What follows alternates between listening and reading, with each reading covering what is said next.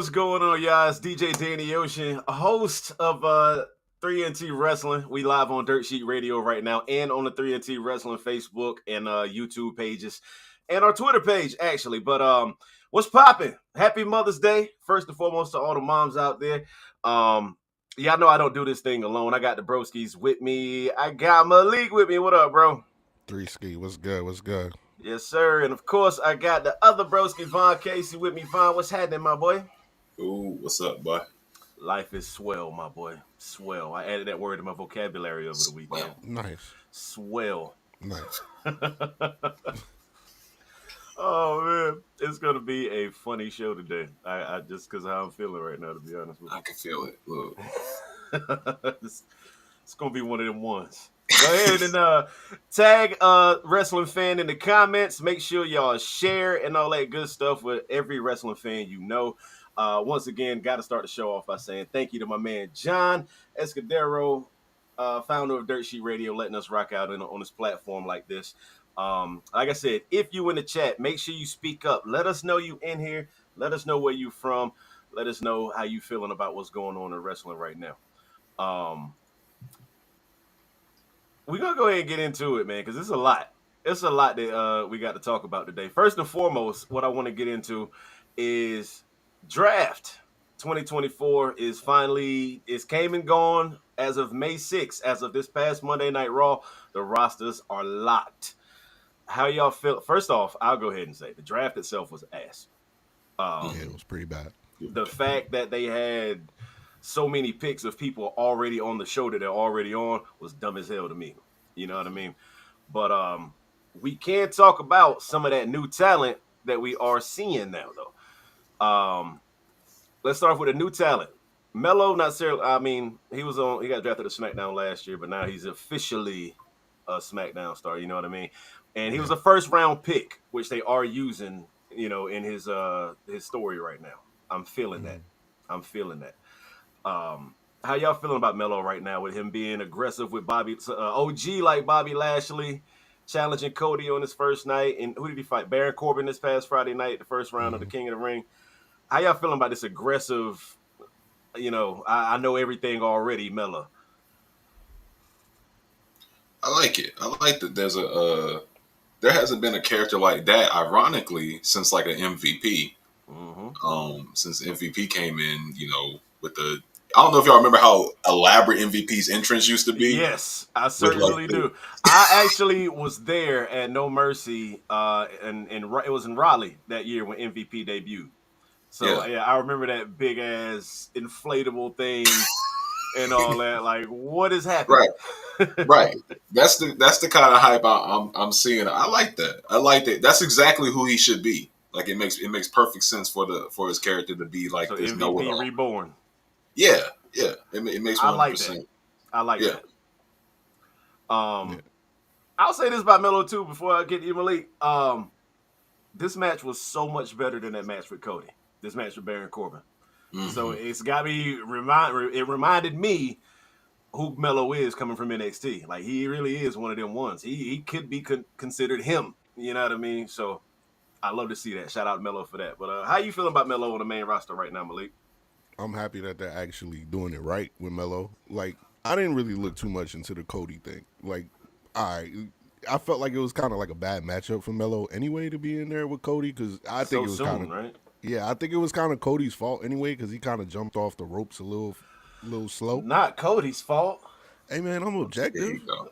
You know what I'm saying? I gotta be objective here. You know what I'm saying? He's still a champ. Right? He's still a champ. Well, okay. All right. But anyway, like, and plus I think the match that we saw in between him and Baron Corbin, remember they got history at NXT, I do believe, when Melo was champion. So that's great in-ring chemistry. Salute the WWE to do that though. It's to immediately after the Cody match, all right, let's get somebody in here that Melo already has in-ring chemistry with to showcase his abilities. So I thought that was dope. And I think both of them left that match looking amazing.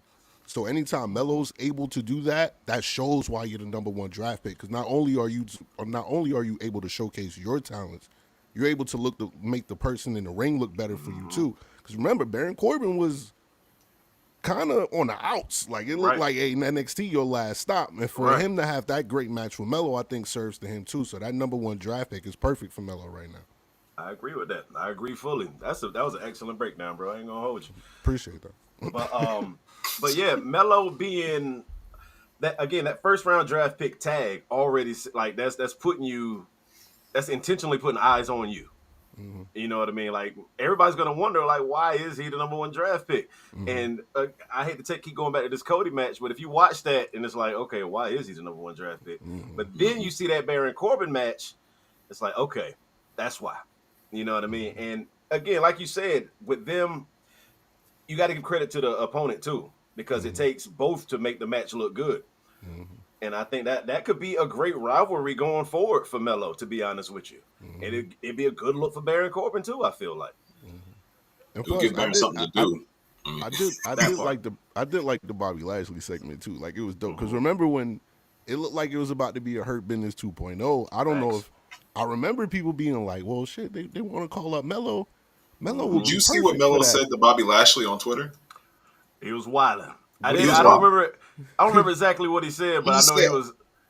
All right, he was. I think Bobby said something about you know, you gotta go back and you gotta watch your films. You gotta do X, Y, and Z. You should watch some of my matches. You know, from like you can see what I was doing when I was like around your spot. And Melo said, "I'll go find a VHS." I remember that. Yeah. I'll go find a VHS player. He said anybody got VHS, which is crazy because it was only 06. I love it. I absolutely love it, man. Melo, this heel Melo on the main roster of just being disrespectful to OGs and whatnot. I'm digging it, man. Mm-hmm. And like you said with Corbin, as long as it gives him something to do that's not fucking happy Corbin or bum ass Corbin, you know what I mean? It's crazy. That was wild, bro. That's crazy. What was Vince? Never mind. Let's talk about some more of these picks. Ilya Dragunov is up on the main roster now. He's on Raw. Brian Breaker, Lyra Valkyria, Blair Davenport, Dijak is on the main roster for Raw. Odyssey Jones is still on the main roster, I guess. He's on Raw. Come on, dog. Kiana James. Right, it's not disrespect on me. Right, yo. Okay. It's not. Yo, that is it's not wild disrespectful, bro. Kiana James is also up on the main roster. So let's actually talk about the Odyssey situation. The man is so talented. Like I follow him on Instagram and everything, and I see his in-ring work, his matches on Main Event and stuff like that, and the dark matches and his training. Why is he not on my? Has he not been on my TV? Like they say, we don't have anything for him creatively. So fucking come up with something for him creatively. Why not put him in the Pride with Bobby Lashley and them? You know, and say Melo. You know what I'm saying? It's just Melo right now versus if he's going against Bobby Lashley, he's got to deal with Street Profits too. Mm-hmm. You know what I mean? So who's going to click up with him? But why? But now that Odyssey is away from all that anyway, he's on Raw. They're on SmackDown. So what is Odyssey going to do on Raw? What could they have for him? Nothing. They're not going to do nothing. Come on, personally, I think they should find something to do with him. I agree with you. I think he's talented as well. I think he's a really talented wrestler, but I think we're going to run into I'm so sorry, though. I don't want to use you as the example of something. I'm like Cedric. I don't think you understand how big of a fan of your in-ring work I am. Right. But they're going to Cedric him. I don't need that. That's crazy to make him a verb. Look, but you understand it because it's like you see the immense talent there. Like it's obvious that there's something there that could be something crazy if it was just. You know what I want? Other than what they're doing. Personally, the way I'd introduce Odyssey in, I don't even want to say this is very pause-worthy, but I'm going to say as it should be said. They like the big men matches right now in wrestling, right? Big man versus big man, and they be chanting certain shit during it. Odyssey versus Bronson Reed. Why not make that his debut match and let him cook? I would like it. But I mean, the thing is, you're gonna run into this. Is okay. I have a whole theory of Cedricing now of what happens when somebody gets Cedric. I have a whole theory because I think they would do that, but it would just be a part of Cedricing him. Because Cedric can cook in the ring. You give him 10 minutes in the ring with somebody, he's gonna cook. What's he gonna do after that? But they not. When's the last time they let Cedric get in the ring and cook though? His last match on TV was getting crushed by Braun Breaker. Yeah, you know what I mean. I feel it does. It genuinely feels like a different era in WWE right now. You know, it's a whole new era. It feels different. So this is like a reset. But that was his first foray into this new era. Is getting squashed by Braun Breaker. Like when is he going to get a match to actually cook on TV? I would like a Ricochet versus Cedric Alexander match. That would showcase fantastic. Man, you put Ricochet in there with Odyssey, I think it would could still be something incredible. That's you could facts. put a lot of people in there with Odyssey. I still think you could get an incredible. And the thing about it is Odyssey and Cedric, they won't even have to win those matches to like Ricochet and JD McDonough. JD didn't win, but he's been jobbing out since he's been on the main roster. He comes in the ring and takes finishes is what JD McDonough does, right, bro. But when he put him in the ring with Ricochet, it showed like, okay, this man can go. I want to see his matches now. Let's get that for Odyssey. Let's get that for Cedric. Let's get it for Ashanti the Adonis. Even all these people, give them a shot. Let them cook. I agree. That's how I feel about it. I agree. Ilya is going to be a star on the main roster. Him and Ricochet already had an incredible match. Ilya already moved on to the next round of the King of the Ring. You know what I mean? He beat. We appreciate that those King of the Ring matches we got. They was cooking every match, bro. Every match. Insane, every match bro. They put out there. And we're gonna talk about that a little bit later too. But the King of Nia Jax versus Naomi match too on SmackDown. Ooh. Yeah, that was the best Naomi has looked since she's been back, in my opinion. My opinion. But as far as Ilya goes, like, yeah, he's that guy's incredible. That guy he can really put on a damn match, and like you expect, it's kind of that thing that you expect from like a at this point, like I don't know if he's at that level yet, but like a Will Ospreay where you're like, I know I'm going to get something that's going to make me be like, I got to go back to this match. Right. I'm gonna have to watch that because he got it. He got it. Ilya is gonna be one of them ones, man. That man had NXT on his back for a minute now, so that was for a pretty good reason. You know what I'm saying? He's incredible. Now another actual move. We can talk actual moves from the draft and whatnot. Giovanni Vinci's on SmackDown now, and Imperium's on Raw. Yeah, I saw that. How y'all feeling about Giovanni as a singles player? Y'all think is leading the catering or? Mm-hmm, yeah, I was about to say he can place his order right after Odyssey Jones. Oh my god! Hey. I mean, you know what? Hey, I'm gonna give everything. All right, for anybody, y'all know our stuff gets seen by wrestling people watch our stuff and everybody like that. I just want to remind people that our Knicks lost by 32 points today. So a little salty. If 32. Grumpy or like if it comes across upset, that's why. I just want to go ahead and put that disclaimer. You know what? That might have just pissed me off if my prize pick's looking crazy. No prize, whatever you prize, you ain't getting them picks. You ain't getting no prize from it, brother. If you put anything on Knicks, okay, no, I didn't put none on the Knicks. I never. Okay, never mind. Yeah, but I don't know, man. Like on some real shit. I don't know what's up. I don't know what's next for Giovanni because we know him as the third member of Imperium. Like you're the third member too. Like we look at you saying you saying he's Sheik Luch.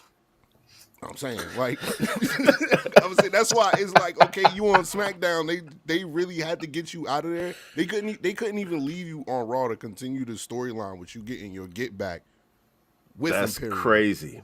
So that it's like crazy. Okay, we were just talking about Ilya. Okay, so is that Ilya's spot now? And that's why they just jettisoned you, but they still jettisoned you without a storyline. No story. Unless he's like a hidden gem we don't know about in the ring as a singles competitor. I haven't heard anything about him on like he puts on. I don't honestly think that even matters that much if he is a hidden gem because Odyssey can go. That's true. If you But don't have a storyline, I think you hit it on the nail on the head. If you don't have a storyline, then what the I Fed mean, might not have nothing for you. I saw Vinci when he was in NXT. I didn't like his character, this Italian model, whatever it was. I did not like that. But he put on incredible matches in NXT. And I always wondered like why he didn't have at least a North American championship. You know what I'm saying? But on the main roster, I see that being Max Dupree. You know what I mean? If they're gonna go with that model shit again, and I don't want that. Nobody wanted Max Dupree, and we see, well, I don't know. I don't know what this, again. Like Malik said, splitting them up and not letting him get no type of get back was stupid, in my opinion. I think it just shows how much they care about him having a story. That's it. Like it shows me how they feel about you. Like it's like, all right, whatever. Like, okay. Yeah, nobody knows, bro. I swear.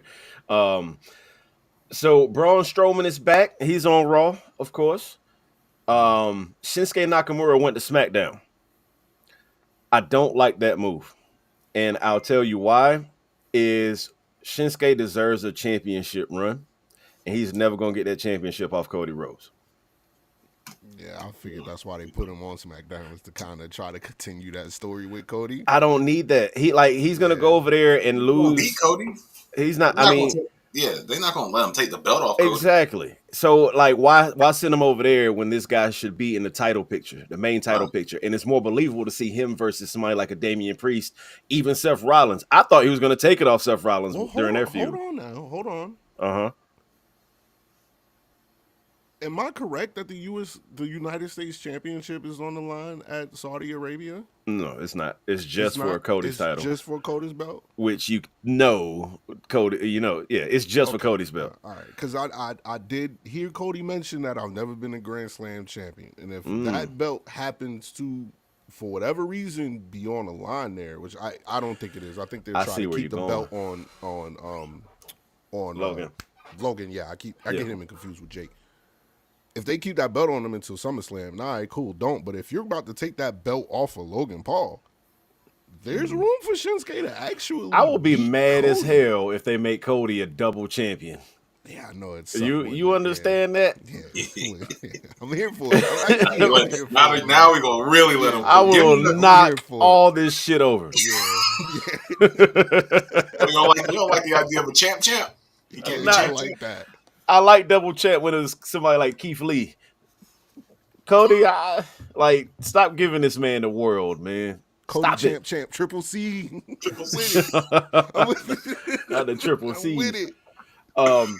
But yeah, Braun Strowman's back, and I do like Braun on Raw because, again, he's somebody that I could see versus Damian Priest for a title and actually, potentially winning it. I don't understand. Well, again, we know who else was in charge back then, but when Braun was champion, they randomly took the title off of who did he lose to? Was it Goldberg? Did he get squashed by Goldberg? Was that when he got squashed? Is it something different? I don't remember, to be completely honest with you, but was it Brock? He was in a title. I think it might have been Brock, but it was a triple threat match, I believe. Braun, Roman, and Brock. Or something like that. But anyway, sound like a Vince match. But that was actually lit, though. Right. That was the best run in Braun's career, and then he got fired like a month later out of nowhere. Not when he was trying to kill Roman. That was a run. That was the same. That was the same run. Okay. Era, wasn't it? Okay. No. I don't remember. But Braun's had so many repackagings. He really has. But he's been great. The last, his time winded before he got fired, he was doing incredible, and he was just part of them random talent releases out of nowhere. And it's like, what the hell? Like, you built him to be great. Like, he's got fans. People want to see him. People get these hands. You know what I mean? You selling merch. Why get rid of him? What happened? But again, I'm happy he's back because he's a legitimate champion, like a legitimate title contender. You know what I mean? So yeah, I'm looking forward to see what he's going to do. He's on Raw, right? Yeah. Did Braun Breaker go to Raw? Braun Breaker did go to Raw. That makes me less excited about Braun Strowman.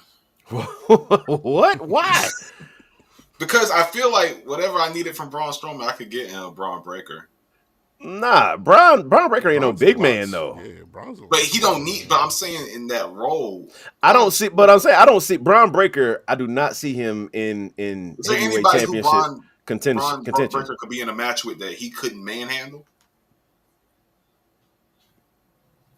I mean, That's what I'm saying. He's a strong guy, you know. That's what I'm saying. He got.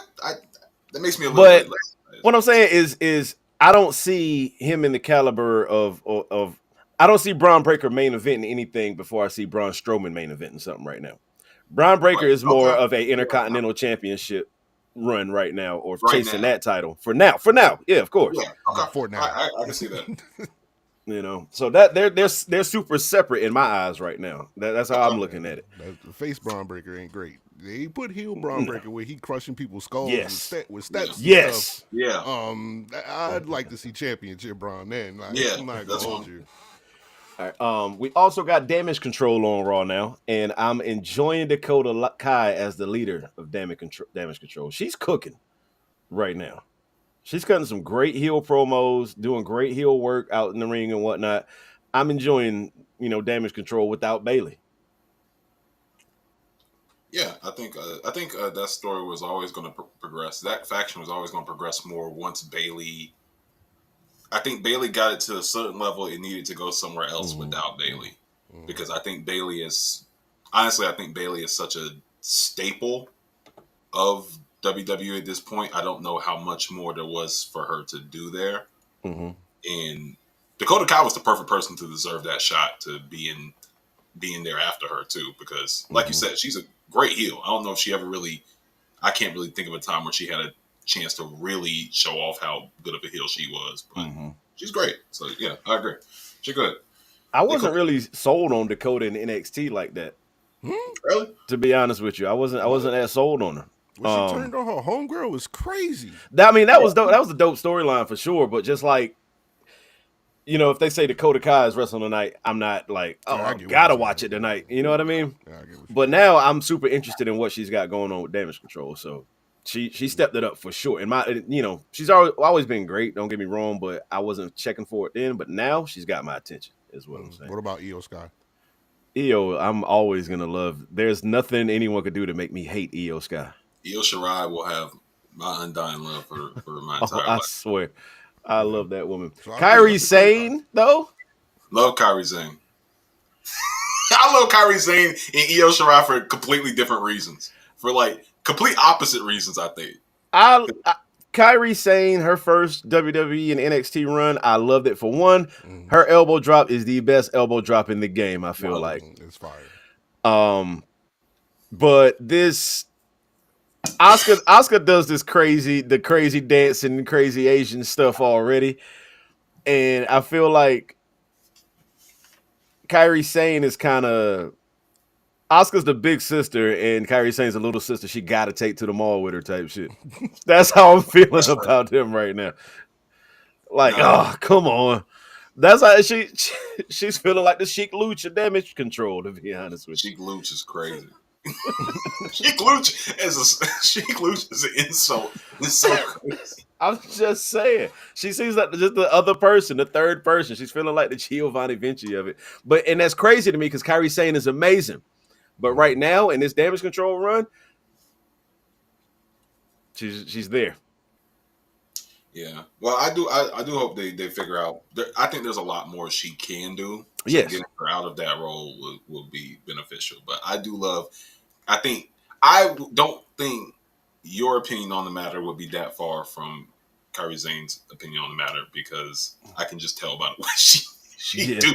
It feels like she just be doing shit. She just act like there's no cameras rolling. That's what I'm saying. She just be doing shit. And that's why I can never, me personally, I just can't hate somebody who is just doing shit. Right. Yeah, I get that. I just gotta let them cook, do whatever. You get that? She just living her best life feeling. She's doing whatever the hell she want, and you know what? I gotta applaud her for it. Yeah, for sure. Then we also had Alba Fire and Isla Dawn come to Raw, and I don't think anybody cared, unfortunately. Yeah. And that's another very unfortunate situation. You got isn't Alba Fire the longest reigning NXT UK Women's Champion? Mm-hmm. Why is she not being used? And why not at least put them back in NXT and use them down there to help get those women better? You know what I mean? They have. What would they do in this NXT though? Because the NXT already, I feel like, to me personally, NXT's women's division got people down there already. Yeah, I mean, it's the same reason I having people like Baron Corbin come back. I mean, it's always helped getting some info from the OGs, however good you are. You know what I mean? And shout out to Adrian in the chat. We all totally agree. The draft was mad uneventful. Uneventful is the nicest way to put that. Because we're not even. I mean, this is to everybody who we've discussed so far. I feel like it's incremental changes in other people's story is what the draft set up, except for Melo. Mm-hmm. I feel like most other things are to set up other people's story that are already on these brands, which is why you had people just staying on the same brand and everything like that. It's just like,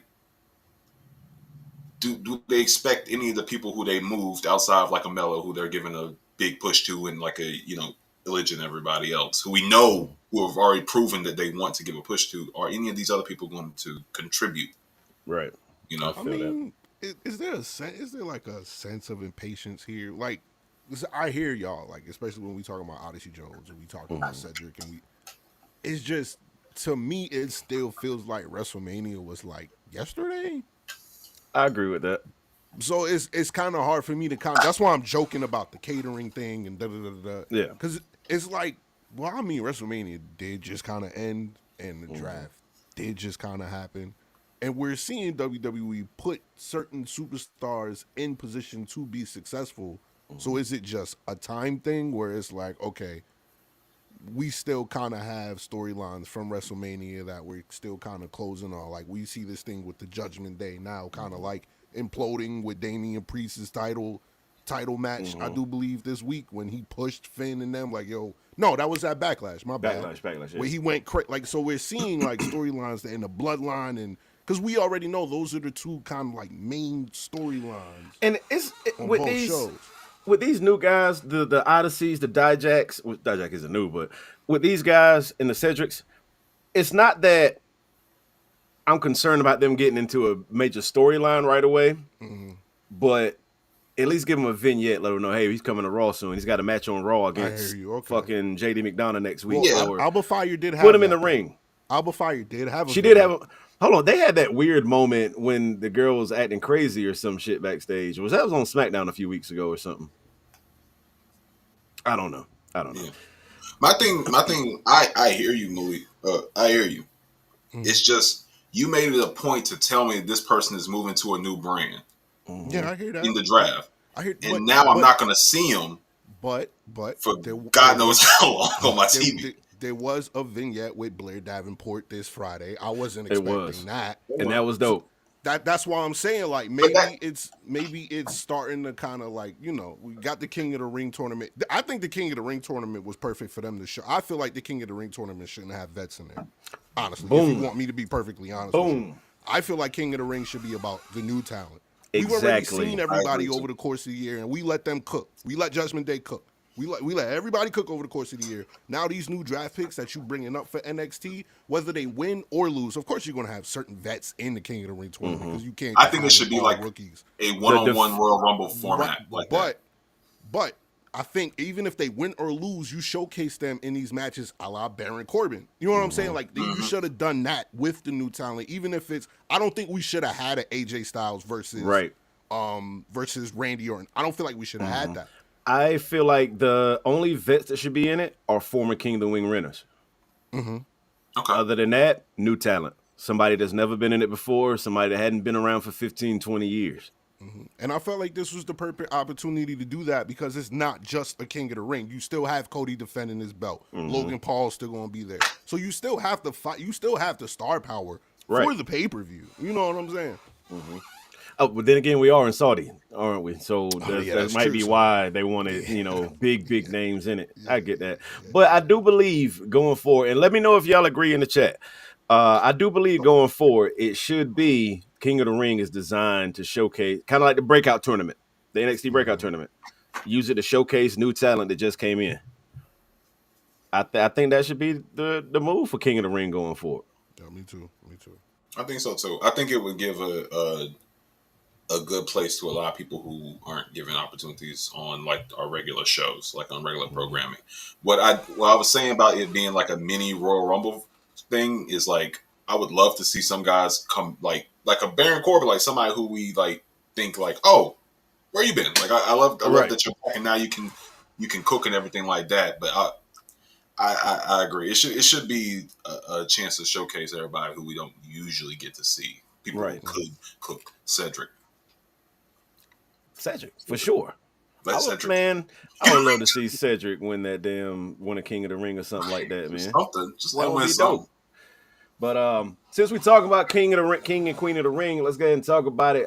Some of the matches coming up for the quarterfinals this week. We got Jey Uso versus Ilya Dragunov, a match that I never thought that I would ever hear about. That's crazy.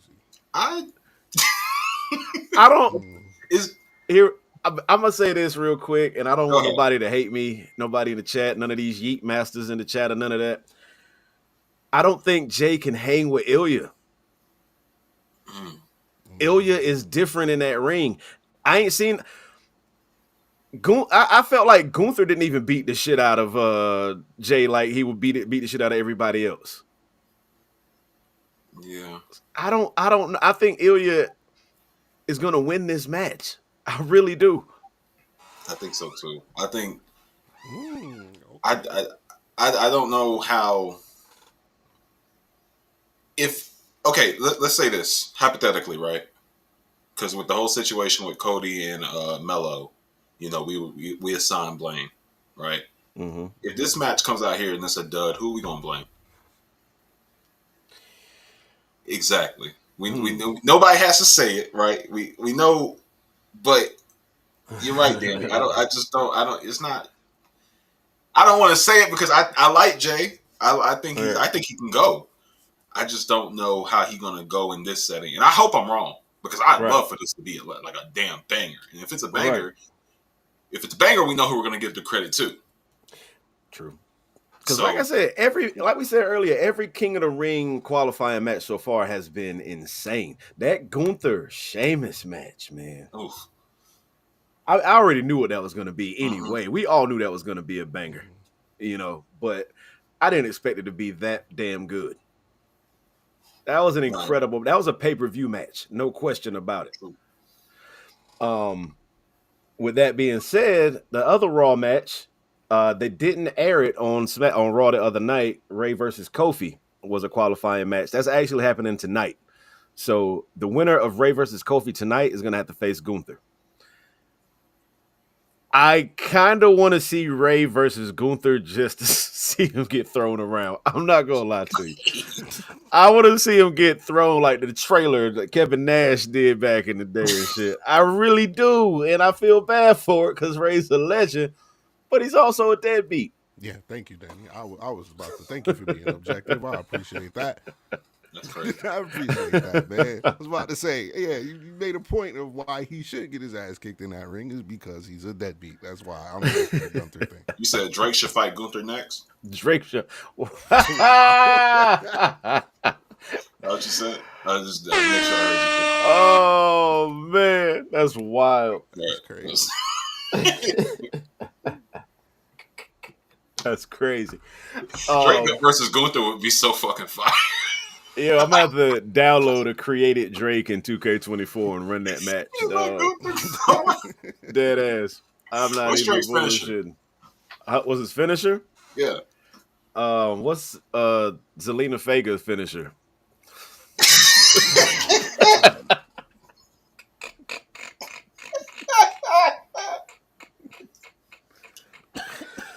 Oh, it's got to be something feminine. Like it has to be. Stank face. And when he does it, he says, "Ah." That's crazy. All right. Moving forward, the SmackDown side of the brackets for the quarterfinals of King of the Ring. Mello versus Randy Orton. They're putting Mello in the ring with some big names. Yeah. Bro. Yeah. This first round draft pick shit is like, that's why I said that's real. That's intense. We gonna get there, but they gotta get my man Mello out of there. I got Randy. I'm sorry. After what I saw on SmackDown, they gotta get Mello out of there. Cause who's on the other side of that bracket that I saw? Go ahead, continue. My bad. Y'all can get y'all shit off. We gonna get there. We gonna get there. Who you got, Mello or Randy? Vaughn? I don't think it's gonna help Mello to win this.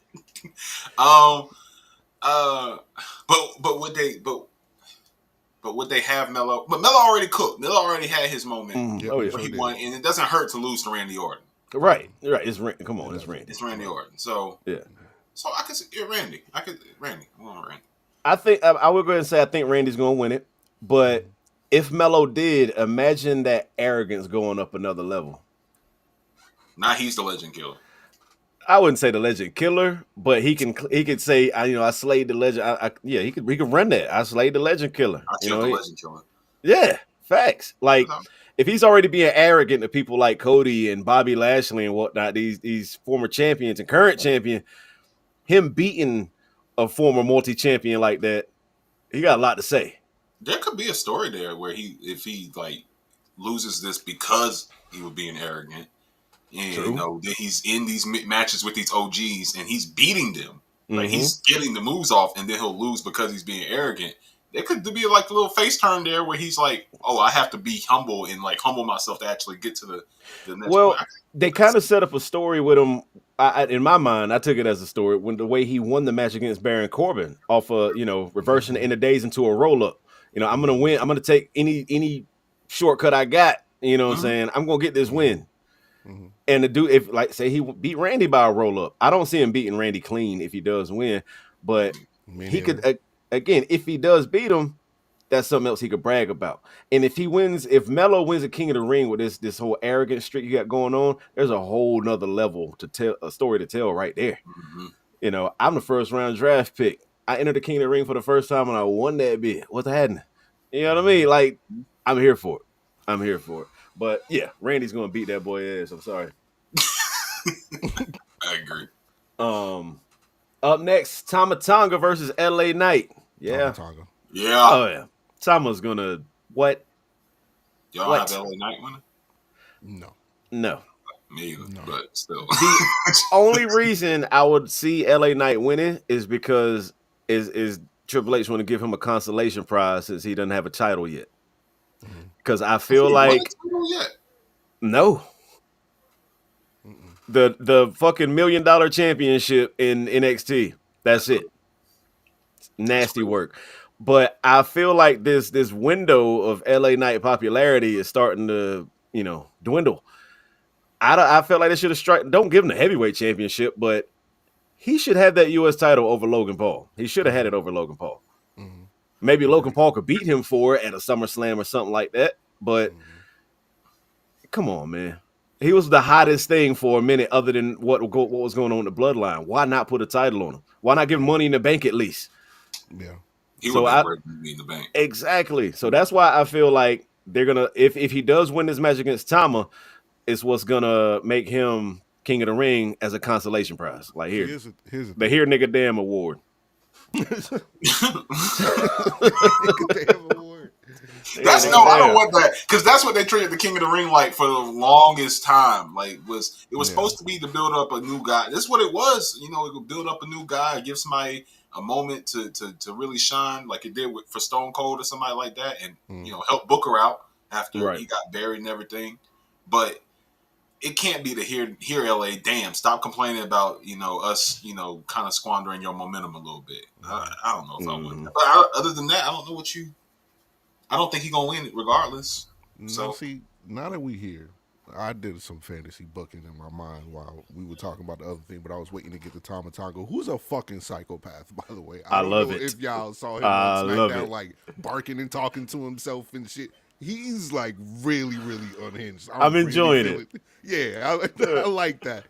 The only way I see Melo winning and LA Knight winning is if they both win.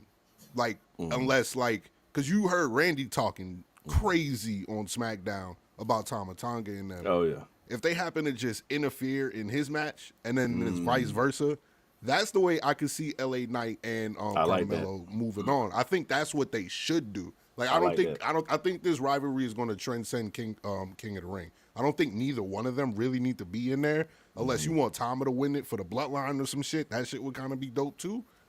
But Because how can Tama lose right now if you know there's punishment or consequences for losing in the bloodline? So how could he lose right now? 0-74. I feel like they're backing themselves into a corner a little bit. You know what I mean with this situation. So I feel like it has to be either A, Tama wins the whole thing, or B, like you said, somebody cost him the match. Kevin Owens comes back or something. Yeah, KO or Solo get caught interfering or some shit like that. Mm-hmm. You know what I mean? But the women's side of things, Shayna Baszler was supposed to be going against Zelina Vega tonight, but Zelina Vega got pulled, so now it's Shayna Baszler versus Maxine Dupree. Shayna Baszler with the win, of course, but the winner of that match takes on Io Sky next week. Hey, Banger for that. I'm first ready and for that foremost. match. Shayna versus Io is going to be one of them ones. If Shayna cooks like NXT Baszler, the Queen of Spades, yeah, one of them ones. Then you got Lyra Valkyria versus Zoe Stark. I'm going with Zoe just because Zoe is so much just better in ring to me than Lyra Valkyria, and I could legitimately see Zoe being a queen in the ring. I can see that too. I could see it too, but Lyra was just NXT Women's Champ, and I don't know. That would kind of be like a Vince McMahon thing to do, don't you think? To kind of just go ahead and squash her now. Making her face is crazy. She Like- was, but why did she make that face? She was. She was, but that run just did nothing for me, bro. That run did nothing for me. I was more interested in Tatum Paxley than Lyra Valkyria's run. Hey, To be Tatum real. Paxley is the one. So I wasn't that's a why big you're fan interested. of her run. either. Randy, what's going on, man? What's good, Randy? But yeah, like I got Lyra winning it, man. Because then we would be up here and we would be hypocrites. I'm saying, that's what I'm saying. Like we would be hypocrites. And I like, get- nah, like, we can't win now. I Like, it's like, completely what? get that she's a former NXT champion. I get they're pushing her out there as a legitimate contender and whatnot. I personally just don't see it yet. I haven't seen like a match where like, okay, she one of them ones. I haven't seen that yet from her. To be honest with you, I was surprised they called her up in the first place. I'm just Me being too. real with you. Like, I thought- honestly. I thought she needed more time at NXT. That was just me. But Maybe the world sees something that I don't yet, but yeah, I'm not seeing it yet. That's why I say I don't see her as Queen of the Ring right now. Not right now. she on Raw. Yeah. Oh, so, okay. So she might be feuding with Becky then. For the Everybody championship? For the title? I'm Everybody got I'm feud with trying, Becky. bro. In 2024? Now he talking about in the future when Becky still got the championship. And In Becky, 2028, right. Exactly. when Becky came back, Becky got the belt on her again. All right, the next side, the SmackDown side, and both of these matches are going to cook. Do you hear me? First off, I wanted this for WrestleMania. Jade Cargill versus Nia Jax. What are we doing? Look, You finally getting what you want. Mm-hmm. They better Yes, sir. that's Yes, sir. I'm excited. I'm legitimately excited about that one because I went back and watched Jay's match at Backlash. Mm-hmm. Despite that part where she felt like she got lost in the ring and everything, Mm-hmm. because I still don't know what miscommunication happened. It felt like they ran into a section of the match earlier than they were supposed to. Outside of that, Jade looks good. Mm-hmm. Jade, what they have her doing in the ring right now, she looks good. And you're not even a match with Nia Jax. You don't even have to do all of the things that would be crazy or anything like that to put on a good match. Mm-hmm. Mm-hmm. I think this is a good look, a good opportunity for her to like really leave a good imprint on the in-ring side. I agree with that. How you feeling about it, Malik? My light. I'm a little nervous. Nervous? I don't. I get what you're saying. I think I get what you're saying. I agree. She has looked. I don't want to say she's looked great. She's looked good. I kind of expected better from her. You know what I'm saying? Just because of the build up that it took to get her in the ring. But her match with Piper Niven on SmackDown was really, really, really good to me. Mm-hmm. It's just Nia's gotten a lot better. Mm-hmm. But it's not a Jade thing. It's a Nia Jax component that I'm kind of a little worried about when it comes to this match. Mm-hmm. But if it's what I'm thinking it's going to be, I think her and Nia is going to be like amazing and sets a storyline up for later on down the line. Despite no matter who wins or loses, but I don't think can Jade lose right now? I don't think so. Right. I'll say like we brought up the match with Piper Niven from SmackDown and whatnot. I was nervous about that match because I was thinking like, does Piper Niven really have like the star power if something goes wrong to make it look good in the ring? You know what I mean? Like Piper Niven can go. I know she can, but I was a little worried about her and Jade. But that match actually ended up being so much better than I thought it would be, and Jade actually looked really good, like really damn good. And as far as Nia goes, I'll be the first. I'm man enough to admit when I'm wrong. All right, except when it comes to Cody Rhodes. But but nah. When they brought Nia back, I was the first one on the why. Why are we doing this train? You know what I mean? Like I'm like, do we need Nia back? But this run she's on right now, she has been absolutely cooking. I do not look forward to Becky Lynch matches. I'm gonna be real with you. That Raw and Raleigh, it was a hardcore match between Becky and Nia. One of my favorite matches from both. You know what I'm saying? That was an incredible match. This match with Naomi this past Friday night. Great match. Amazing match. They both look incredible out there. Again, like I said, this is my favorite match from Naomi since she's been back in WWE. Mm-hmm. It feel like Nia, this could be reading too much into the situation, right? Into Nia. Because, again, I don't know Nia Jax as a person, right? Mm-hmm. But it feels like she's ingratiated in the locker room in a way she wasn't before.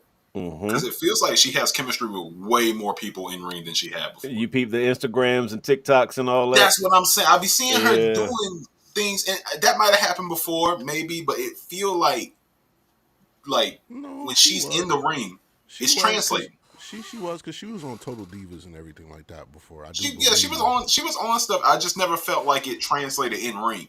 Mm-hmm. You know, it never felt like when it came to the part that we gonna see the most, the actual matches, it never felt like she had chemistry with that many people. But see, the only thing that's tough about that is that I kind of feel like that would take away from Nia actually getting better, and I think she's actually gotten better, and that's what I'm saying. That's what I'm saying. I think that comes with training with the people who you around. Yeah, because she did have that label as unsafe before too, right? She definitely had the unsafe label. She was, they thought she was gonna hurt everybody who she was in the ring with. Mm-hmm. Okay, so yeah, maybe she did like get the proper training or whatever and loosen up in the ring a little bit, and that could be what it is. And she certainly loosened up. It feels like before it felt like there was like a lot. She just felt like she had a lot of pressure on her character. I'm not feeling that. I feel like this is genuinely who Nia is, who Nia wanted to be. Right. Like it just feels like this is who Nia should have been like all along. From the jump. Know what I'm saying? I get that.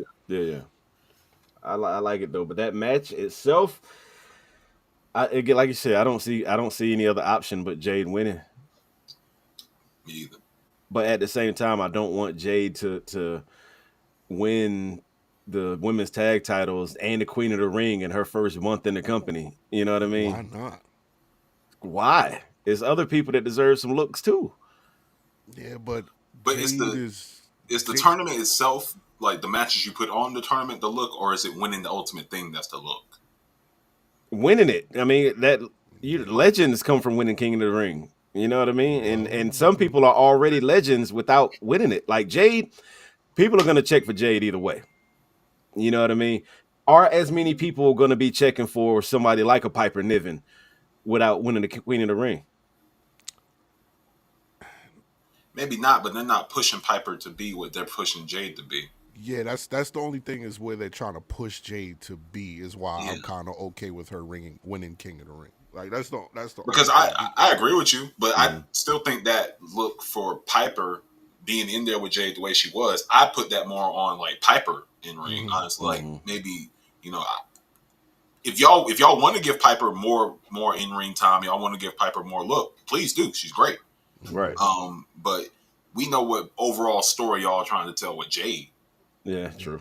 I think they're worthy sacrifices for Jade. I think this one's worthy okay. Sacrifice is crazy. Yeah, Jade's okay. Like you sacrifice them for Jade, that's fine because Jade's supposed to be the next big thing, dog. Like nah, let her win King of the Ring. Real quick, big shout out to Jeannie in the chat. She pulled up to a watch party last week. Shout out to Jeannie. Shout out to everybody that came out to the 3NT Wrestling Backlash watch party. We had a good time. It's Jeannie's birthday. Or her birthday weekend too, if I'm not mistaken. So happy birthday, Jeannie, and it's Mother's Day. So happy Mother's Day to you too. And she's going to Monday Night Raw in South Carolina tomorrow night too. So take some pictures for us so we can post on our socials. Facts. She asked me to take some Jimmy Uso pictures. I taken some Jimmy Uso pictures, didn't I? At Raw, send us some pictures. But so we talked about Jade and Nia. Y'all want Jade to win. So let's go to the next match. Quarterfinals, SmackDown side, Bianca versus Tiffany. Hey. Tiffany Stratton versus Bianca Belair. Another banger. What was all the Tiffany hate I was hearing when we were speaking of the live? I love Tiffany. Not from us. I was talking about in general in the room. Yeah, matter. You know what? At the watch party, there's a lot of people that was not rocking with Tiffany. That's what Stratton. I'm saying. That's what I'm saying. Everybody on the pod was. I think we was agreed that Tiffany was. That she's a star. Yeah. She is a star. Look, if you don't see it yet, I think this match will make you see it. I think so too. There is only one winner for this match too, though. Tiffany is the only outcome. She's the only one that can win. They're not gonna give us Bianca Jade this early. I was gonna say, you don't think they're doing Bianca Jade? They're not gonna pull the trigger on that yet. Okay. I don't think so. So if Jade wins, Bianca's not gonna win.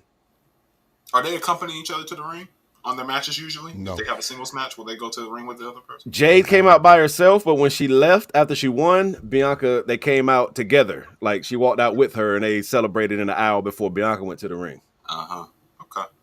I'm just seeing because I don't think they're pulling the trigger yet either. But if the other person in the tag team does lose a match, say if Bianca does lose to a Tiffany Stratton and Jade's out there, I think a little seed of disappointment for sure. It could plant the seeds for sure. Yeah, you can plant some seeds. I don't think they're giving it to us yet though. That's why I don't think so. I don't think so. And I don't think Tiffany's going to win clean, but I think she's going to win. I don't think Jade is at the point where you could do because those two together, I think they're pushing Jade to get in the ring with people to get to the point where her and Bianca is going to be a actual great match. So it makes sense, right? Great match, but she's not there yet. Jade isn't there yet to where it's going to be a big match regardless. But she's not there yet to where it's a great match in ring. Right. So I don't think we're there yet in that story. But her being disappointed in Bianca losing would be something interesting. Right. You're supposed to be training me and you can't handle Tiffany Stratton. Again, I enjoy shit like that. The seeds being planted for future, stories and whatnot. That's what I look forward to. So that's it for the tournament itself. Let's talk about the Queen of the Ring card itself. On the card, there's going to go down not this coming Saturday, next Saturday, May 25th. You got the Raw side winner of the tournament and the SmackDown side winner versus each other, men and women's. Then you got Becky versus Liv for the women's championship. You got, I think this is going to be the match of the night, Sami Zayn versus Chad Gable versus Bronson Reed, triple threat for the Intercontinental Championship. And then you got Cody versus Logan for the Undisputed. I'll start with the Undisputed Championship. Roman and Logan was actually a fire match in Saudi Arabia a couple years ago. Fire match. Logan did not deserve that championship match. Then or now, to be completely honest with you, I feel like. We know I got it in Saudi Arabia, though. Of course. Yeah. Of course. I'm really not interested in this match, to be honest with you. I think it could be an interesting match. I'm not typically too interested in the Saudi pay-per-views at all myself. I typically don't care, but as far as the actual match itself goes, it could be something. I think Cody it could be something. I think Cody is. I don't know what your actual opinion is on Cody in ring. No, Cody's good in ring, but Logan and Ricochet, I like that. That was fun. It was exciting. We got a highlight out of it. You know what I'm saying? But I don't see real major highlights coming from a Cody Logan match. You know, I mean, they're gonna make something. They're gonna do some crazy spot to get people talking. Of course, Cody is willing to do any and everything for people to remember. I remember from the ladder matches in AEW for sure. Yeah, he's willing to do any and everything for people to remember it, and if they need it, if they're like, hey, you know, so he's willing to do any and everything. You just called Cody Rhodes a whore, and I'm going to agree with you. That's crazy. You said it, not me. Not me. Well, if they had a Cody is a whore in the ring match, I'm sure he'd do it. If he'd probably be a good match. I'm not gonna hold. But hey, hold on one second. Y'all keep going. I'll be right back. Yeah, but I'm just thinking that it could be something that's interesting for the time being. I don't know how much it's going to hold up over long viewing, but we'll see. I mean, the reason why I'm interested in the match is because it's all about the development of Logan Paul in ring. Every time we see him, for most matches, every time I've seen Logan Paul, it looks like a step up in the ring. I feel like this is more of a test to see where Logan Paul is at. For more than anything about Cody Rhodes, like I'm kind of not, because in my opinion, I know Cody's winning. Like I don't believe Logan, unless I don't know if that would interest Danny though. What's that? Logan Paul was to beat Cody Rhodes for the title. I don't believe pissed. That's happening. Yeah, I would be absolutely pissed. I don't want either one of these niggas to be double champions. I'm gonna just be real about that. Either one of them. Yeah. And again, I don't think Logan deserved a title shot. No, like you already have the United States Championship. Why do you need to put him in in an undisputed title match with all these other people? But it's so put Solo versus fucking Cody or something. I mean, I get it's too soon for that too, but anybody, LA Knight again, run AJ back. Fuck it, anybody. Not man. Come on, man. But we'll see. The match could. That's what I'm saying. That's why I'm interested in the match because it's going to depend on. I don't think it's a Cody Rhodes thing. It's going to depend on how great Logan Paul is in this match to make it an amazing match. So I think it's a test for him to see where Logan Paul's at. I'm here for it. I mean, it's like I said, it is. I mean, it's a first time matchup, so I mean that's cool. I give it that. So I do want to give it a chance, but just not being. I mean, that should have been a random Friday night SmackDown match, not a championship match at a pay per view. I hear you. That's a house show match. That's crazy. That's crazy. If you heard that Cody Rhodes fought Logan Paul in a house show, I would 110% believe it. I would 110% believe it. Becky versus Liv for the women's championship. How are we feeling about this match? I'm not feeling about this match. Damn. I love Liv. The this whole Becky title run was so unnecessary to me anyway. She lost at WrestleMania already. Liv injured Rhea. There was no reason Liv shouldn't have won that Rumble and had the belt for Rhea when she comes back. And Liv has been a champion before, so. But maybe this is what they're doing. Maybe Liv wins and takes it off of her. Then they're setting for Rhea's timetable. Well, then again, Becky's contract is up in 3 weeks, so she hadn't resigned yet either. Yeah. Well, there it is. Take the belt off of her. I would want it no other way, to be honest with you. Like, I don't. Yeah. Liv. Unless Liv wins, I mean, I'm not really interested unless Liv is gonna. Because like you said, what else are we gonna do? I'm not like, when else is Liv gonna get the belt back and Rhea gonna be there for her? Like, it doesn't make sense. That's what I'm saying. Yeah. So, like, if Becky wins, that sends Liv to the back of the line. Right. You know what I mean? And so Rhea gonna come up from through the back of the line and go like. Makes no sense. Well, then again, they did it to fucking Finn when he got hurt. They hate Finn, so I don't know. What they hate. I guess it might be a whole Judgment Day thing. So they hate Finn Balor, so I don't know what to tell. Rhea might get the same treatment when she get back. What title shot? Ain't no title shot. Like, this is the very first Universal Champion. He never got a rematch for his belt after having to give it up. He gave it up in 24 hours, wasn't it? Like, come on, man.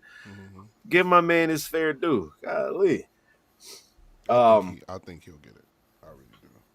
From Damian? Yeah, I think that's the. Honestly, I think Finn's next. That's my. Here I for think it. Finn's the next. And let him cook. Just let Finn go out there and put on. Cook, save 35 minutes at the end of each pay-per-view and let him do whatever he needs to do. Please. I took my time to make these cool graphics and I forgot to use them and whatnot. One of the best King of the Rings of all 100%. Time. King Booker. King Booker T is an amazing talent. Yeah, we gotta have a whole show talking about Booker T highlights. Matter of fact, that's what I'm making this week. Okay, never mind. We talk about it later. I got some new shit dropping soon, though. Let's just say that. But the match I'm looking forward to the most, like I said, Sami Zayn versus Chad Gable versus Bronson Reed for the Intercontinental Championship. How we feeling about this match, boys? That'll be fun. I think anything I needed from the Cody Logan match will happen in this match. Anything they could do in that ring that will get done in this match. Oh, for sure.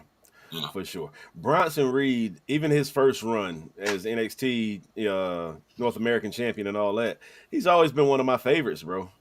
He really has. Like, I was surprised when he got released last time, but he didn't go full Cody, but he went on the independent scene, winning championship everywhere he went, you know what I'm saying, putting on great shows, great matches everywhere he went. So he got that call back, of course. And he's finally getting a chance to shine. That's what that North American title should be. Honestly, it's like that guy who's going to put on those matches, and he's one of those. Like, when we look at like the lineage of that belt, I feel like he's one of the ones that really hold the lineage of that belt up. That's facts. Everything he did while he was champion too. But as far as this match goes, this wrestling. This is what I'm here for. This right. That's going. I'm not. Whatever means I use to watch this pay-per-view. Of course, all 100% legal means to watch the pay-per-view. But this might be the only one I like watch. You know, I'm excited for this. Yeah, I really feel like it's gonna be one of them ones. Big claim, because it's been some incredible matches this year, but I feel like this could go in that match of the year category. It could on paper. Mm-hmm. I feel like it could, because Chad has been fucking cooking lately, bro. Yeah. And this heel element added to it. And then Sammy, I'm a man enough to admit when I'm wrong. I said this title run for Sammy was going to be just like the last one, and nobody's going to care about the Intercontinental Championship again. But Sammy has been on fire with this Chad Gable storyline for the last couple of weeks, and I'm enjoying it. I really am. So, adding Bronson into their feud, I don't see Bronson being the one to walk out with this title, unfortunately. I would love for him to be the one to be the Intercontinental Champion, but that belt feud is between those two men, Sammy and Chad. That's it. And that singles match is where it's really going to count and matter. Maybe they should save that for SummerSlam and give Chad his moment. They should. You think Not Sammy could win SummerSlam off pin moment on is Bronson? Okay. Say what? What you say, Malik? Not a SummerSlam moment is okay. Now I don't know if you said it specifically, but I said this. I said you just chill out. They could give Chad his moment at WrestleMania. People were tripping out. No, I wanted Chad's that moment. I wanted that. I know, and I was like, "Hey, relax. Chad can have his moment at SummerSlam. It's okay now. That's what I'm saying. It's okay for Chad to have his moment now at SummerSlam. It's cool. It's okay now. Okay. I would so much have rather it been him beat Gunther for that championship at WrestleMania with his daughter ringside and all that. You know what I mean? I get it. But I think this is a better Chad Gable though. You know what I'm saying? So it kind of worked out that now we get to have the heel Chad Gable, and that we get to have a Kurt Angle 2.0 again. I'm here for that. That's facts. I'm definitely here for that. I'm glad they waited. If that's the case, if that's what we're going to get, because after he won the title, then what? You're just gonna get bubblegum Gable? Like I'm straight. Like nah. My thing about Chad though, this Chad situation, drop that Alpha Academy shit. That boot camp keeper, I got to keep them in line. Go out there and win your matches. Let them get them out of there. Do your own thing, boy. That's what I'd rather have. Go out there and win your match. It's so funny. if they're gonna keep the rest of Alpha Academy around, they have to be heels too and help him win or do some interfere in his matches or something. Because this half face, half heel shit is weird. I think they'll be replaced with Creeds. The Creed brothers. Yes. Has to. I think they're just because I haven't seen the Creed brothers anywhere either. Ivy Nile had that match. She's the only one, but yeah, they didn't even come out with her for that match, did they? Last time we saw the Creed brothers, they were working out with Chad Gable. So, and then Julius Creed posted that Ready, Willing, and Blank thing. So Ready, Willing, and Gable will be a dope stable name. I feel like too. But yeah, I'm here for that. And have the Creeds come out. The Creeds and Ivy Nile come out and beat Alpha Academy down mercilessly and throw them out the back door. Then we get heard that they're, future endeavored like Buff Bagwell. Future endeavored. No, I don't want to see nobody lose their job. That was a terrible joke. I'm sorry. Future endeavored. That was a terrible joke, and I apologize immediately. Me at your door. I can pull up. So fast forward a little bit, or not fast forward, but the next topic. Kenny Omega from the hospital bed on Dynamite the other night announced a Anarchy in the Arena match at Double or Nothing next Sunday. The Elite versus Bryan Danielson, Eddie Kingston, and FTR. Oh, man. Those Anarchy in the Arena matches, man. Team Elite versus Team AEW. How y'all feeling about it, man? I like this shit. This is very much my shit. Man, look, Daniel Bryan or Bryan Danielson, either iteration, ain't missed in a very long time. This is facts. And I already love this concept. What you think he missed on? I didn't watch AEW this week. I actually didn't get to watch much of it last week either. But didn't Will Ospreay kill Daniel Bryan?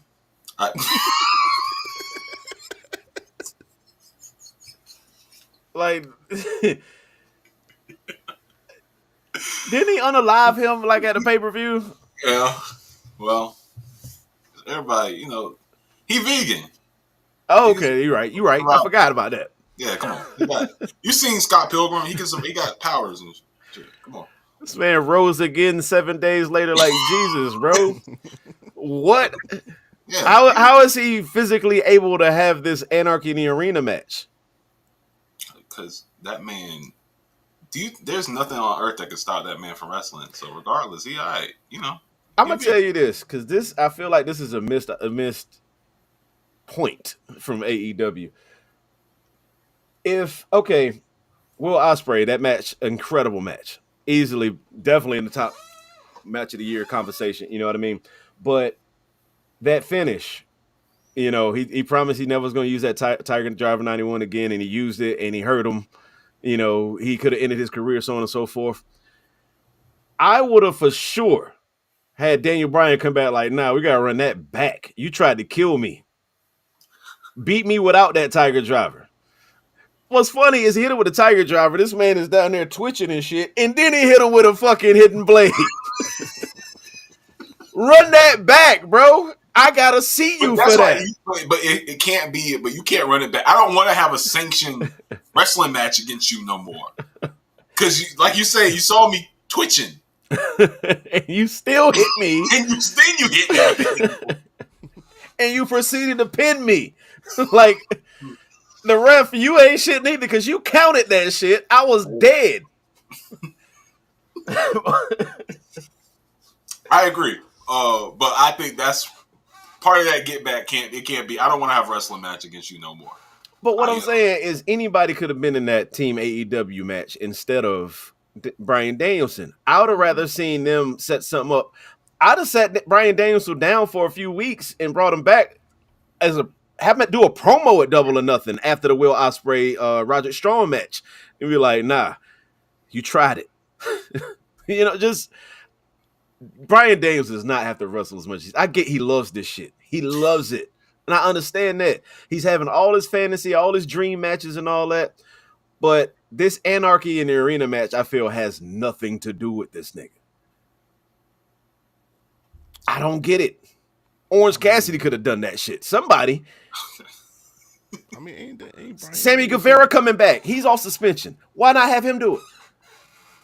Because, I mean, Bryan Danielson technically is, like, on Tony Khan's side. Like, isn't he the one that finds everybody and stuff like that? Like, so I guess the storyline for him to be in that match does kind of make sense.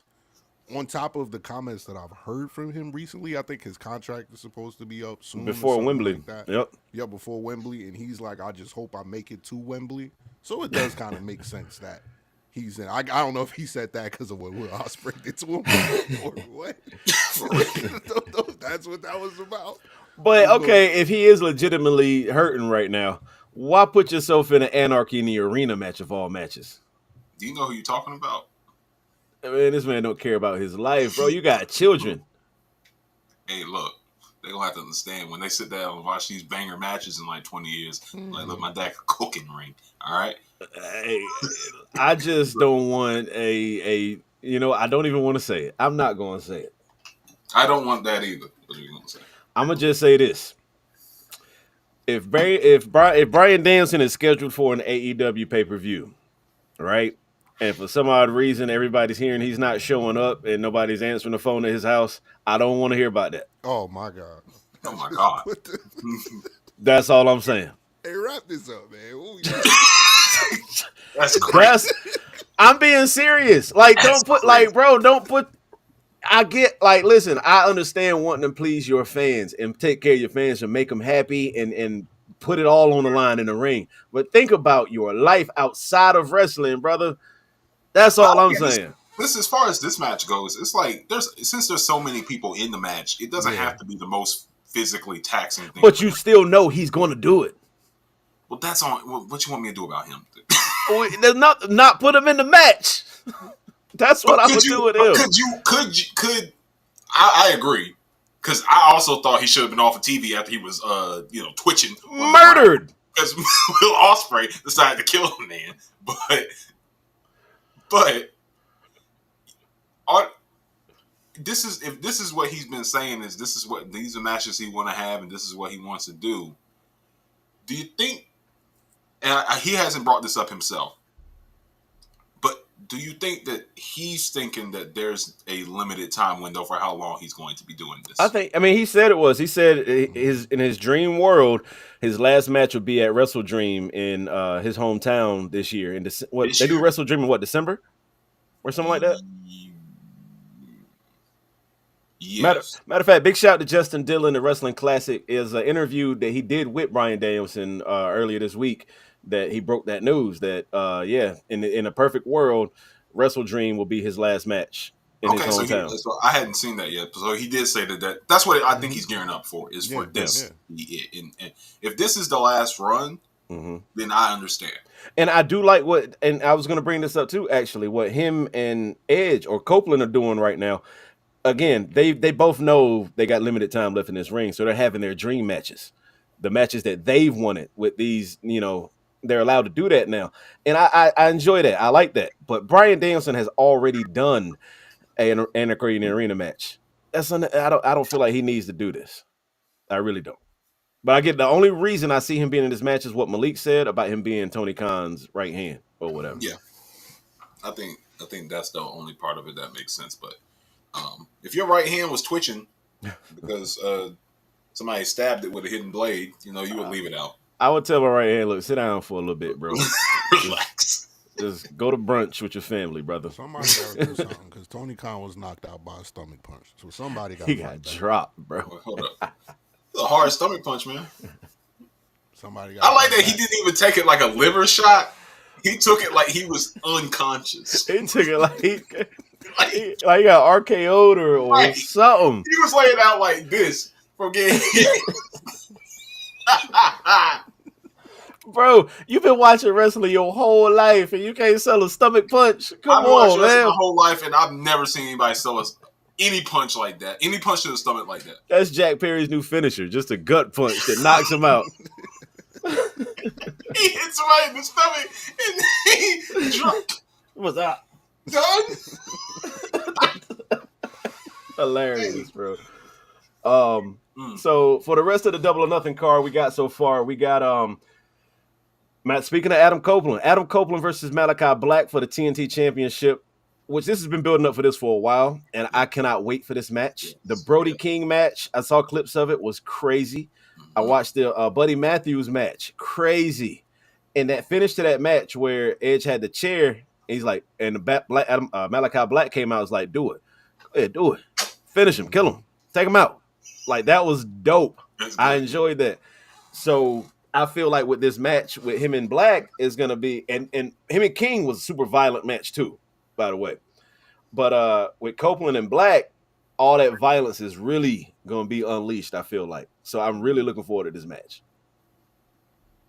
I am too. I think another dude who's been on his, this is going to be the end, and I have to, cook as much as I can wave so far. I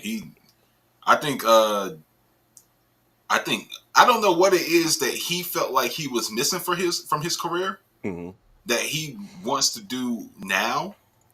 But it just seems to be like physical, brutal matches. That seems to be what he wants. And I think Malachi Black gonna give it to him because, like you said, they've been going back and forth with some serious talk. So we'll see. I'm gonna enjoy this one though. It's gonna be a banger. It's going to be a banger. Oh, and heads up to the people that were questioning if we were going to be doing a watch party for Double or Nothing or Kings or Queens of the Ring. We are not. All right. A little bit too short notice for us to get time to promote and get everything together for it. SummerSlam is going to be our next watch party, August 3rd. Stay tuned for details. Next match, though, Double or Nothing. We talked about Will Ospreay a little bit, unaliving Daniel Bryanson, whatever. Brian Danielson. Daniel Bryanson is crazy. Daniel Bryanson. But Will Ospreay versus Roderick Strong for the International Championship. That match is going to be crazy. Yeah. The way Roderick Strong has been cooking lately, the way he won that championship off of Orange Cassidy at Revolution,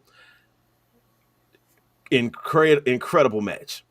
And the way that Ospreay has been cooking, he's been on match of the year runs each AEW pay-per-view so far. This got potential to be another one of them ones, I feel like. How y'all feeling about it? Have you seen that video of the guy who's producing that beat and it just keeps having those Just Blaze like start beats? It's like the boom, the big beats and everything like that, and the beat never actually gets started. Yeah. Somebody said that's how Will Ospreay wrestles. Like, it's just those big ass moments. And I felt like that's a great way to describe it. Oh, yeah, shit. Literally.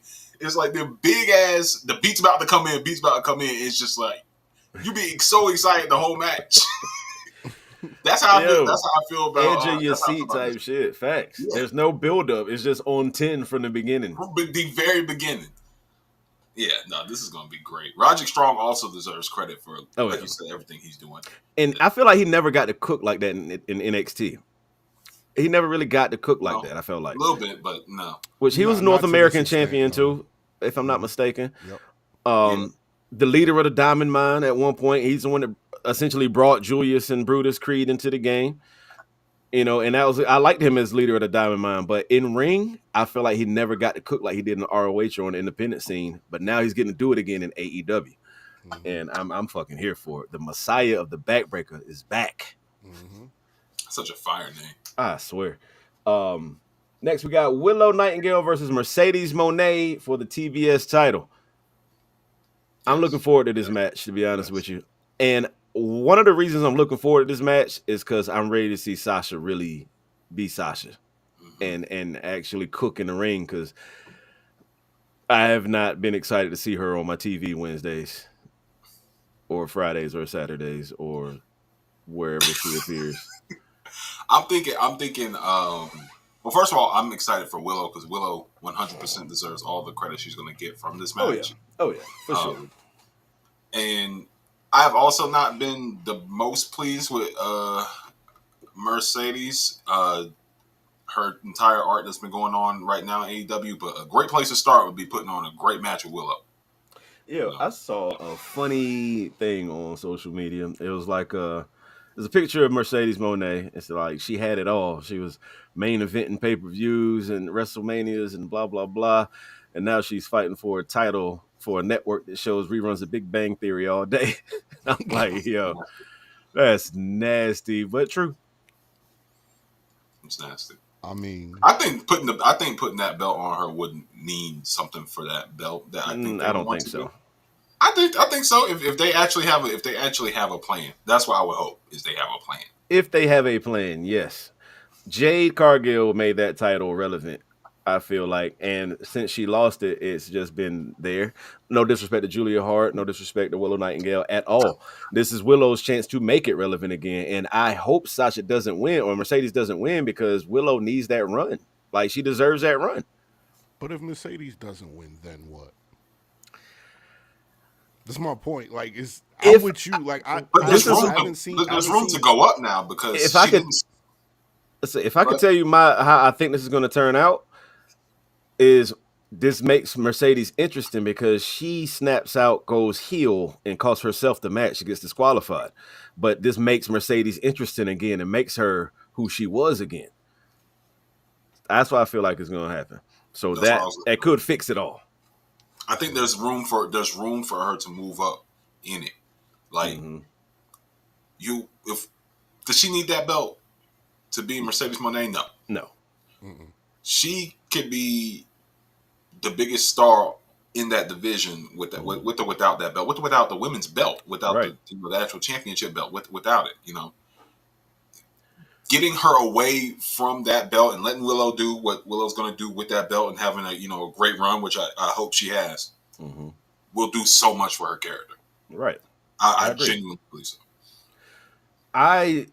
I'm glad because, same thing WCW used to do. AEW was good for it too. When they bring in a former WWE person, a big name, they put them right in the title picture. You know what I'm saying? I'm glad they didn't do that with Mercedes. But she doesn't need to be in a title picture at all, I feel like. She just go out there, set rivalries with other people and whatnot, have good matches, cut good promos. That's all you need. She's a star without a title. In this division, the one-on-one comp to like Music World, who I would compare her to, who I think she should be, is Kendrick. I don't need you around that much. When you come around, it's going to be big. Make it special. It's going to be special. It's going to be special. Bully whoever else was on top. She could really be like, not, physically in the ring, but she could be like Brock Lesnar in a sense where she's a special attraction. Yeah. I think so too. Because and that's not even in like she can't go in. We know she can go in the ring. Oh yeah, facts. Like when it comes down to like the matches, there's plenty of matchups for her that will just take more time to build because I think they're all new competitors. It could just take a lot more time to build the excitement for those matches. And I like the idea of her being picky and choosy with who she wants to wrestle. Yeah. Which is what she should do. I mean, she's a boss. She's CEO. She control her own shit. I like that. I'm not going out on no damn Wednesday wrestling whoever the hell for whatever the fuck. I don't care. Like, I'll see you at the pay-per-view. That's what I loved about Roman's character. If that's the case, I wrestle when I want to, and you'll see me then. If that's the case, I'm good with her giving that title. That'll give the title prestige then. If that's the route that you're going to go. You give her the title and she doesn't wrestle every week. That'll make the title more prestigious. It's basically the same thing Roman Reigns did with the championship Cody got. That is true. But giving Willow a 2-month run? Yeah, that's the only thing. Is like you're going to sacrifice Willow for the sake of this. I mean, you kind of did pay Sasha a lot. So, I mean, unfortunately, that's how this business goes. I was thinking about that. Isn't it like $30 million for 3 years or something like that? Yeah. That's crazy. But the thing is, even if I get, baby faces are always better on the chase. So I don't think it would be a terrible thing for Willow. Okay, you're right. But does Willow loses? The match has to be good though. Right, for sure. Yeah, for sure. The match has to go. If Willow loses, bad. You got to keep it on Willow then. Yeah. If Willow loses, does that send Willow to chase for the Toni Storm's title? Possibly. I can see that. Maybe. Right. I can see her having some interesting stories with people who are already in the chase for Toni's title. Not even necessarily she has to win it immediately, but I like storylines where you can have intra championship storylines. Like, I was focused on championship, but you done pissed me off. So let me I like a little bit of depth in that division anyway. So yeah. Right. I feel you. Speaking of women's championship and Toni Storm, Toni versus Serena Deeb for the AEW Women's Championship is also on the card. How we feeling? You're not feeling? I'm excited to see Toni Storm. I'm always excited to see Toni Storm. As long as you keep the title on Toni Storm, I don't care.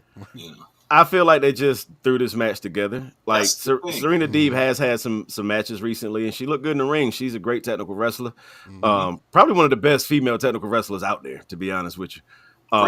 She feels like female Bryan Danielson to me, kind of. And she deserves the credit. She deserves the respect. And I feel like AEW shows respect and gives you your flowers by giving you random title matches. Yeah. And like, there's no build up to. It's just like, here, you get a shot. You get a shot. Oprah ass thing. Which would work if it was like, that's crazy. This would work if they were. One thing I liked about AEW early on was how sports centric it felt, because it would be like the ratings.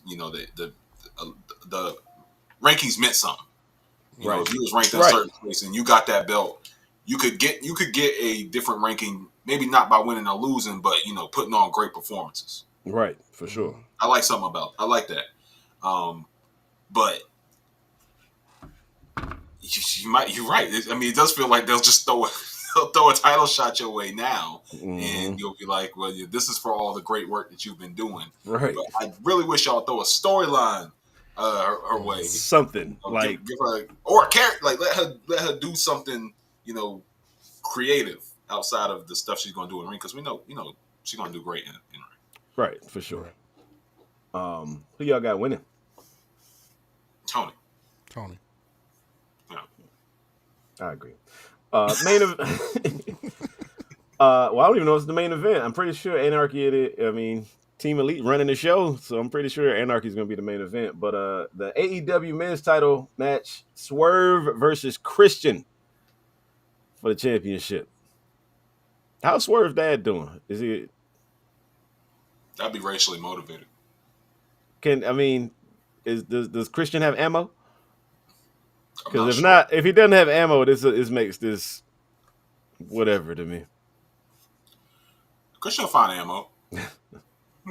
I think Christian will find ammo. Because that shit he did with Daniel Garcia was diabolical. Insane. he dropped the ad. He's like, do you know so and so that lives at this address? And the address was to a graveyard where his dad is buried at, bro.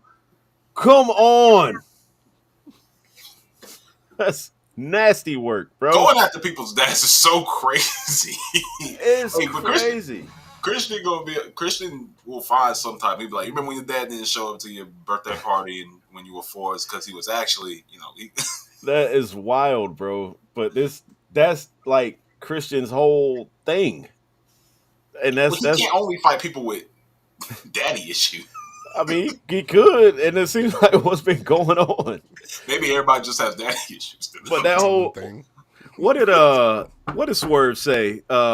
This will be the first time a guy from the West Coast kicks a Canadian's ass or some shit. A Canadian deadbeat dad ass. That was crazy. Great usage of pop culture there, Swerve. Mm-hmm. But the match itself, I think is going to be okay. I just don't see Christian being able to keep up with Swerve like that in ring. You know what I'm saying? Christian's a legend. Don't get me wrong. He still has capability to put on good matches, but I don't see the type of moves and type of spots happening in say, Swerve versus Hangman match happening in a Swerve versus Christian match. Even a Swerve versus Edge match, I don't see a Swerve and Christian match cooking the same way. I think it's a good establishing match for Swerve. Yeah, for sure. Yeah, that's a legend on your resume. To be the legend, get the title run underway, off to a good start. Have to endure some dad jokes. I think it's a good start. For sure. I don't expect too much from the match itself though. Yeah, for sure. It ain't 2011. That's big facts.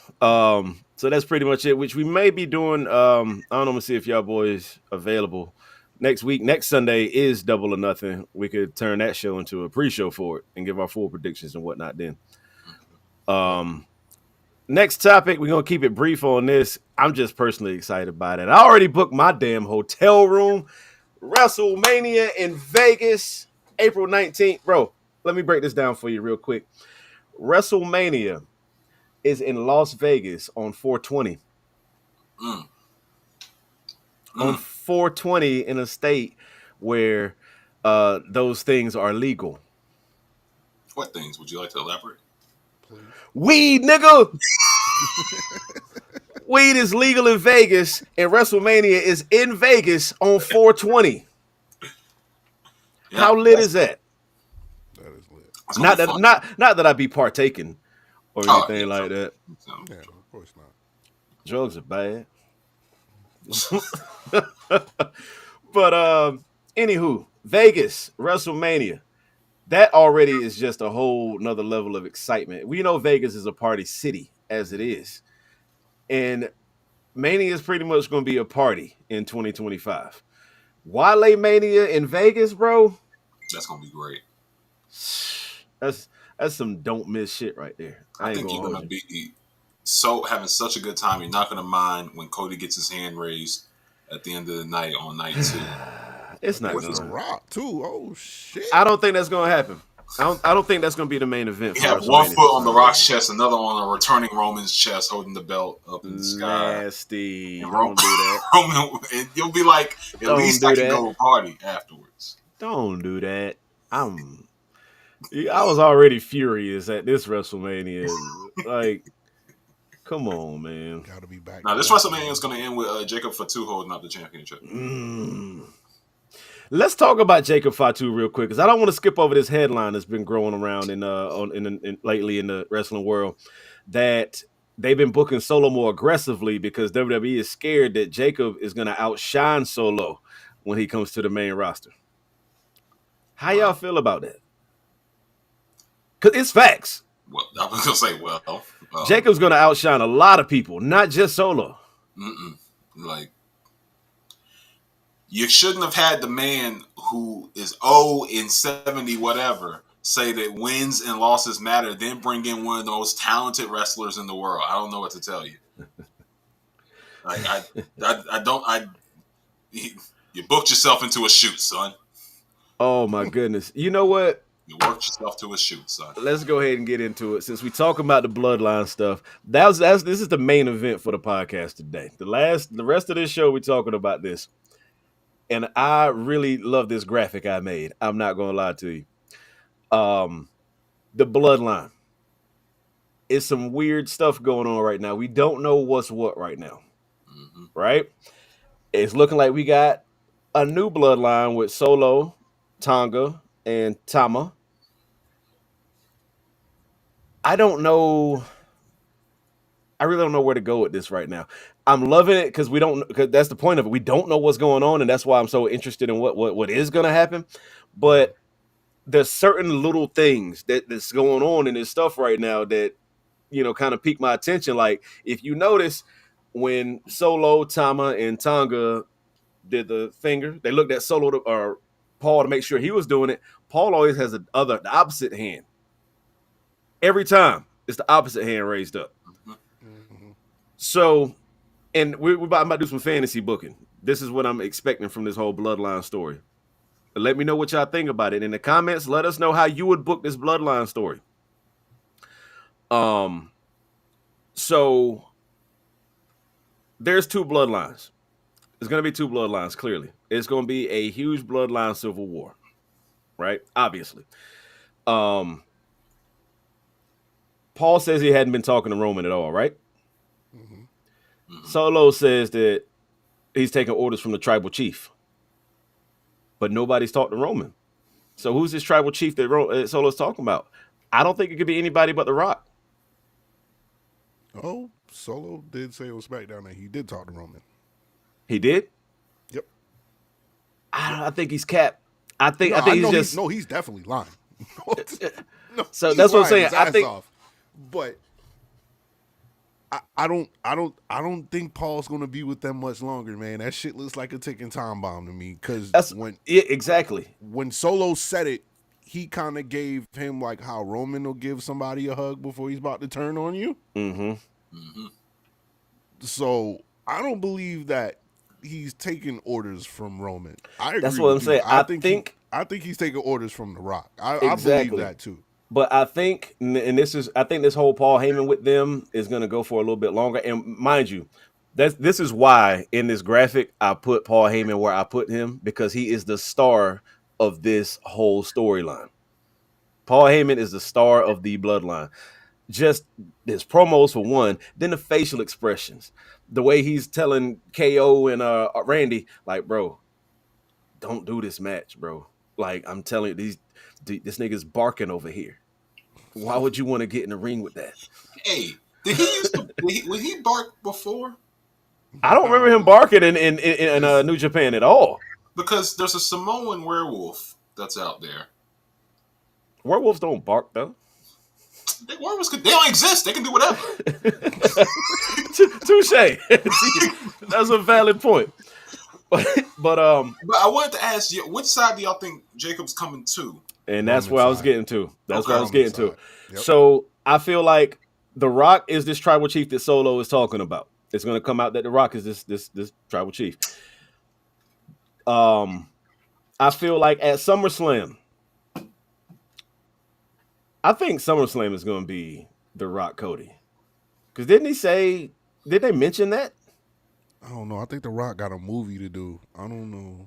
I know, but he's shooting training and shooting that Smashing Machine movie, the UFC movie. But what I feel like, this is my theory. Rock is going to get that title match with Cody.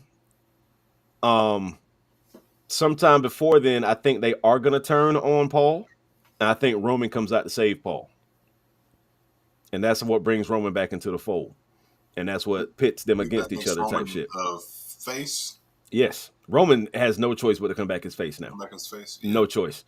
But so Roman comes back, saves Paul. Still no definition of what's going on right now. It comes out that The Rock is the tribal chief that Solo's been talking to.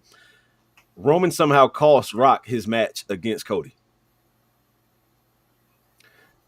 That sets up their match. Because this Roman Rock match has to happen at WrestleMania. It has to.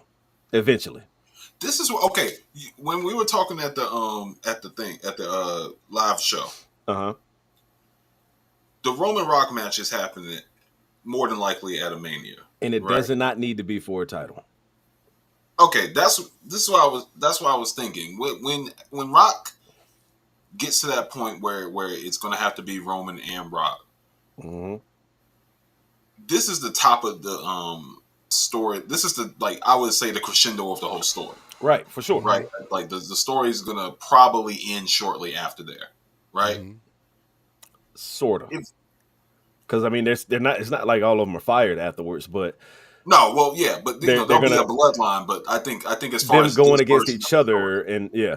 yeah, But back to it, I think they're gonna side. It's gonna be The Rock, Solo, Tama and Tonga, Roman, the Usos, Jacob. Mm-hmm. I think that's what it's gonna end up being, and that could be Survivor Series. To be honest with you, that could be the 4-on-4 Survivor War Games, bro. yeah. Fucking War Games. Rock You ain't doing think a War Games match. Jacob's coming in as a face? I think he should, because Roman really ain't got nobody else. I mean, they don't have any other. I was gonna say, if Naomi, you put him on that other team, Roman is SOL. they're not going to stand a chance. No. They're not having anybody else. They're going to put Rikishi on their side. I did it for the Rock. I did it for Rikishi the comes Rock. back. I did it for the people. Yeah, I did it for the Rock. Oh man. Oh my goodness. Rikishi got pushed off the top of a Hell in a Cell into a truck full of hay. A moment in wrestling history. Like, wrestling is not real. I'm not gonna and not even in the not real sense, but in the, like, it's unreal that some of these things happen in, like, on Earth, that people, like, wrote that to happen. Right. Because that's so crazy. They got written and then approved. You gotta think about that. Right. And somebody was like, this is well, you know, such good shit. Yeah, this is good shit. So Bloodline, let's talk about it though. How do y'all think this Bloodline thing is going to turn out? Because it's turned into a slow burn, which Paul said it was in the third inning, last year. So where do y'all see this going right now? You took my answer. I mean, because if they're so worried that he's going to overshadow Solo, you put him with Roman, right? Like, that's what I'm thinking. Unless that's just something for later on down the line. If you think that the guy who you chose as the next guy is going to be overshadowed by the next guy, then maybe that next guy is the guy. Maybe. True. I'm trying to. If y'all are actually terrified of it, then maybe Jacob is the guy who y'all should be looking at to be the next guy. Legitimately speaking, do you see Jacob Fatu as undisputed champion? I think. I think I can see it. If I can see Solo, if I'm supposed to be able to see Solo, I can 100% see Jacob. Jacob just seems a little bit more rough around the edges to me. Like, in the sense of being trained in, like, the WWE style. You know what I mean? Because you gotta appease the fans in WWE. You have to. You know what I'm saying? And that's why I say Solo's not ready for that spotlight yet either. Obviously. But I can't see Jacob Fatu on the Tonight Show. You get what I'm saying? Maybe. I see what you're saying, but do you think that to take over this storyline, you have to be like the face of the company still? Like, do you think he has to be like the guy? Hey, yo. What's up? Somebody flagged our video and said that there's a bunch of nudity and sexual activity in our podcast right now. Hey, yo. It says we don't allow people to send nudity or sexual activity. So we've been showing genitals and buttocks. What? We gotta find where? YouTube? No, Facebook. We put genitals in buttocks. This is crazy. My video does not break the rules. Let's keep it going. That's funny. I don't know what is happening here. Are we still live? Yes. That's funny. Honestly, ain't too many buttocks. Did y'all see any buttocks in the chat? Let me know. Chat. Y'all see a buttocks? Big shout out to Sticks Boy in the chat. He said Fatu definitely needs work, but he will become better. I agree. He's gonna be a lot better. He's going to. What's crazy is they just flagged it in the 3NT group. They didn't flag Dirt Sheet at all. I'm so confused right now. Anyway, oh God, that's crazy. But he also said the new ads will turn once Roman returns in defeat on Solo. Once Roman, you think? Oh, so he's saying that Tama and everybody that just came in is going to turn on Solo and join Roman. That's an interesting take. But then, what's the point of Solo? Right. NXT North American Champion. All right, come on now. We didn't do.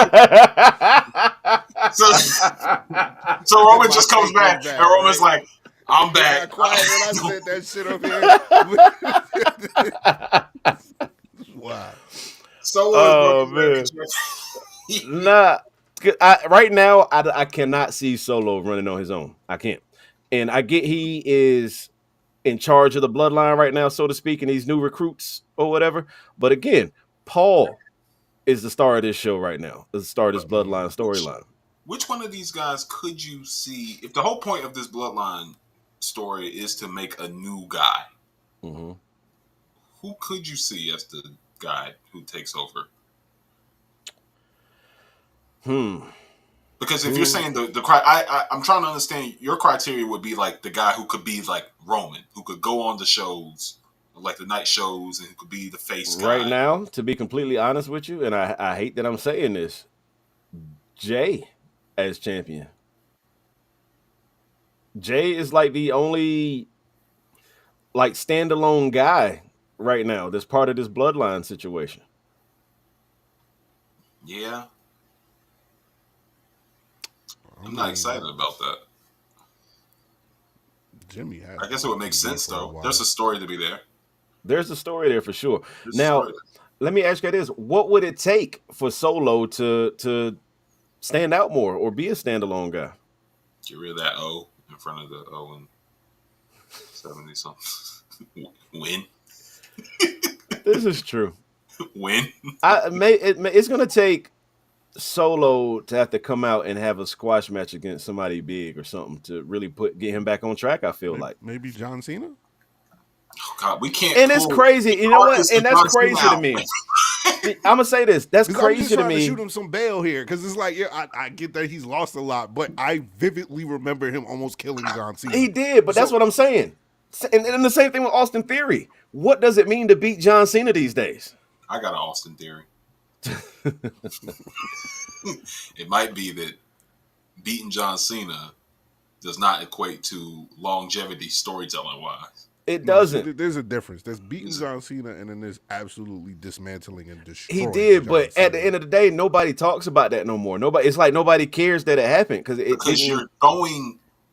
you're shooting Superman. It don't matter. Like if you can go, John Cena ain't the go beat that guy. But Lesnar was. If you go beat up Lesnar. Yo, 100%. Sticks Boy is wilding in these comments, bro. Oh, I need you to settle down, sir. That's crazy. Oh my God. But not like, okay, Solo, yes, that should have done so much more for Solo than it did, I feel like. Because you can always go back to it and say, well, he did crush John Cena, and that incredible for Solo. But then you proceeded to lose every match after that to the Grayson Wallers of the world. And that's crazy. That's crazy, bro. You calling Cody Rhodes Grayson Waller is wild disrespectful. I'm never letting that go. I'm not. He did lose to Cody, but he lost to a lot of mid carders and whatnot too on the way up. Did you call Cody Rhodes Grayson Waller? I didn't call him a Grayson Waller. I'm not specifying Cody, but if we're gonna go there, so who did he lose to? LA Knight, Cody Rhodes. Why is Solo Sikoa, if he's the killer under the top guy, why is he losing to LA Knight? Yeah. Yeah. LA Knight is popular as hell, but let's be real, he ain't really done shit yet neither, other than be popular. That's all you need. Solo don't have that.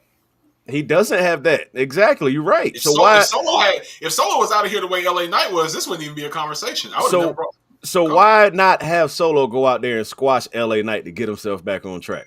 Because LA Knight was about to fight for the championship the next night. Like, but they are trying with Solo. I do see what they're trying to do with KO. You know, spitting up after the match and everything, like really selling the pain he was in after the match. People warning him about fighting these two and everything. I get it, but do you think there's going to be a point in time where they're going to have to shift if they can't make it work?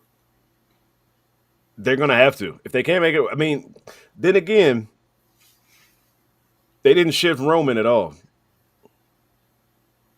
And they didn't insert him out, but Roman has even when Roman was like getting booed out of the like stadium next to The Rock, Roman still had an intangible.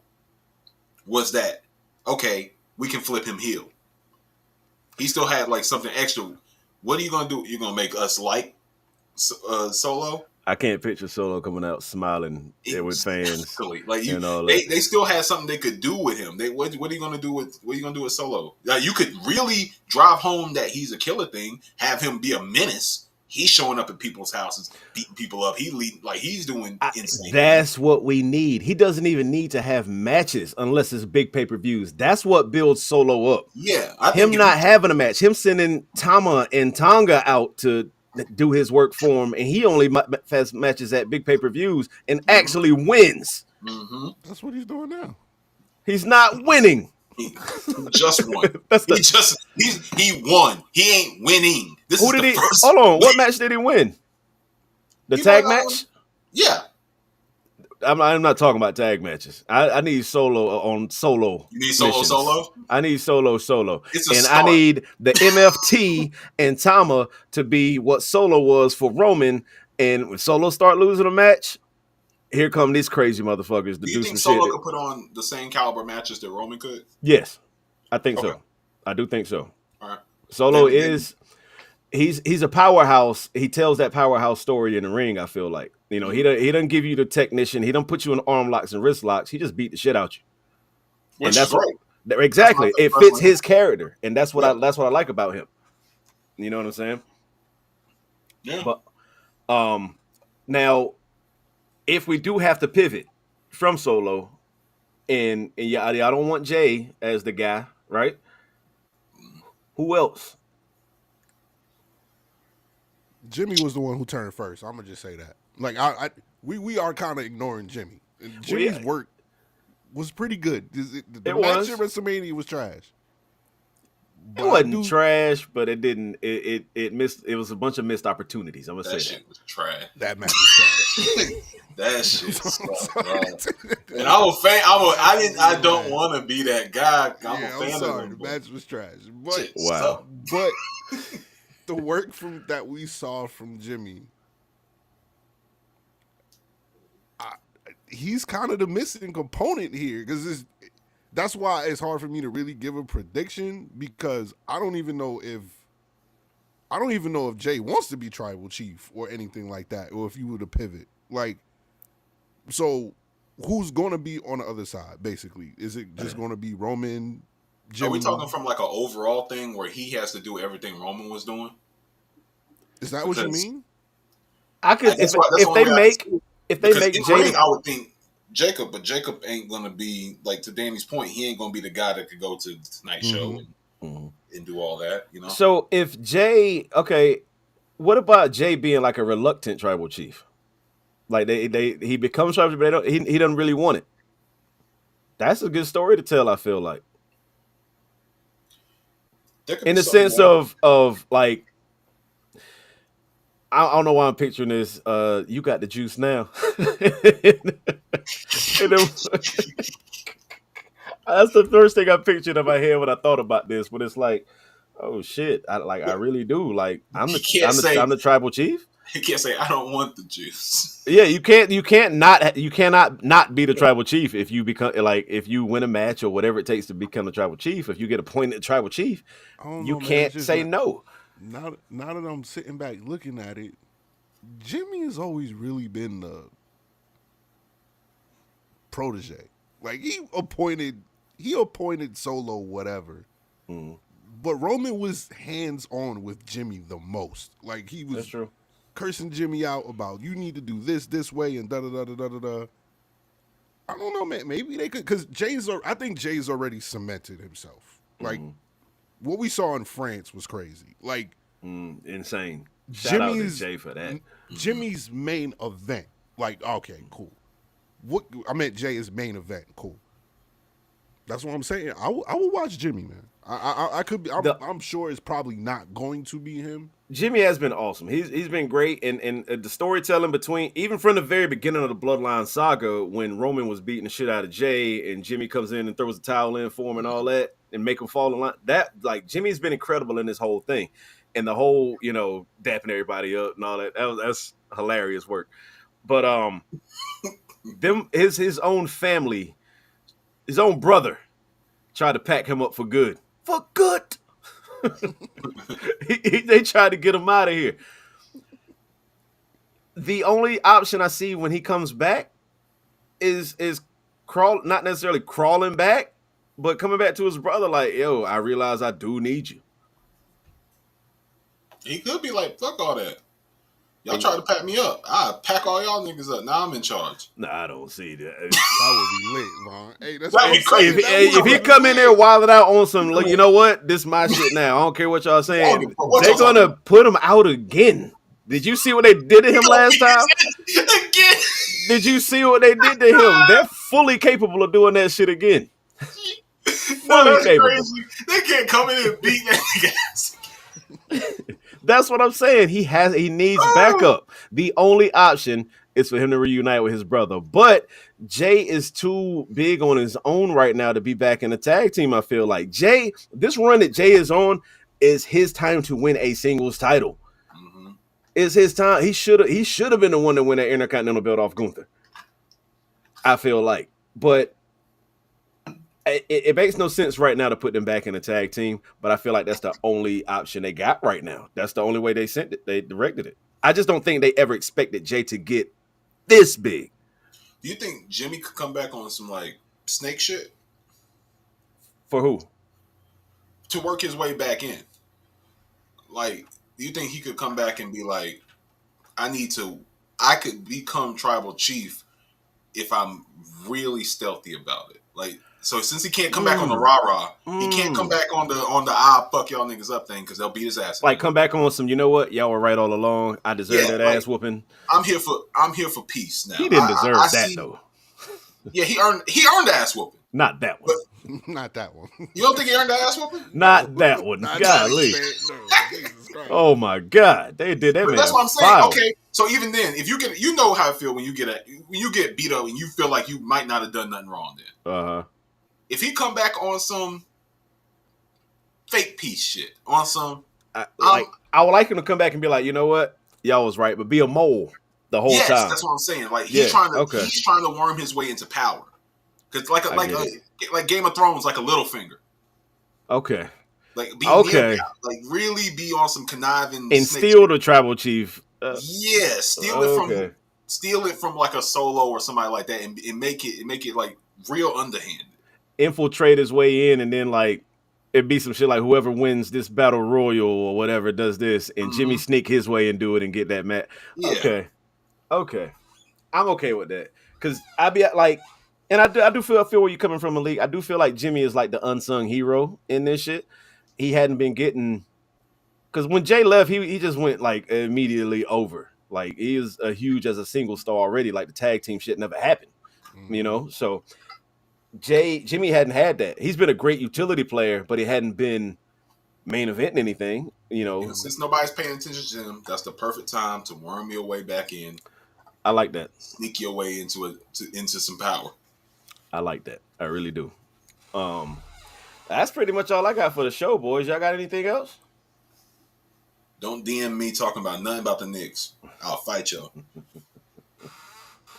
What's the series at right now? 2-2. 2-2. Okay. Mm-hmm. Knicks still got opportunity. I think they still got it. I just want to admire my graphic one more time. I did like that. That was pretty good. But another graphic, real quick. It is. We got flagged because people think The Rock is an asshole. That's funny. Naked ass on the screen is The Rock. That's funny. But real quick, it is Mother's Day, so I do want to send a big happy Mother's Day shout out to all the moms out there. Somebody call my mama. That was my first experience with wrestling. This? Yes. Thea Vidal and Shelton Benjamin? Yes. Oh, man. That was probably one of the worst storylines in WWE history. Well, probably is right top 3 worst. It's crazy that it's up there with the gobbledygooker. Shock.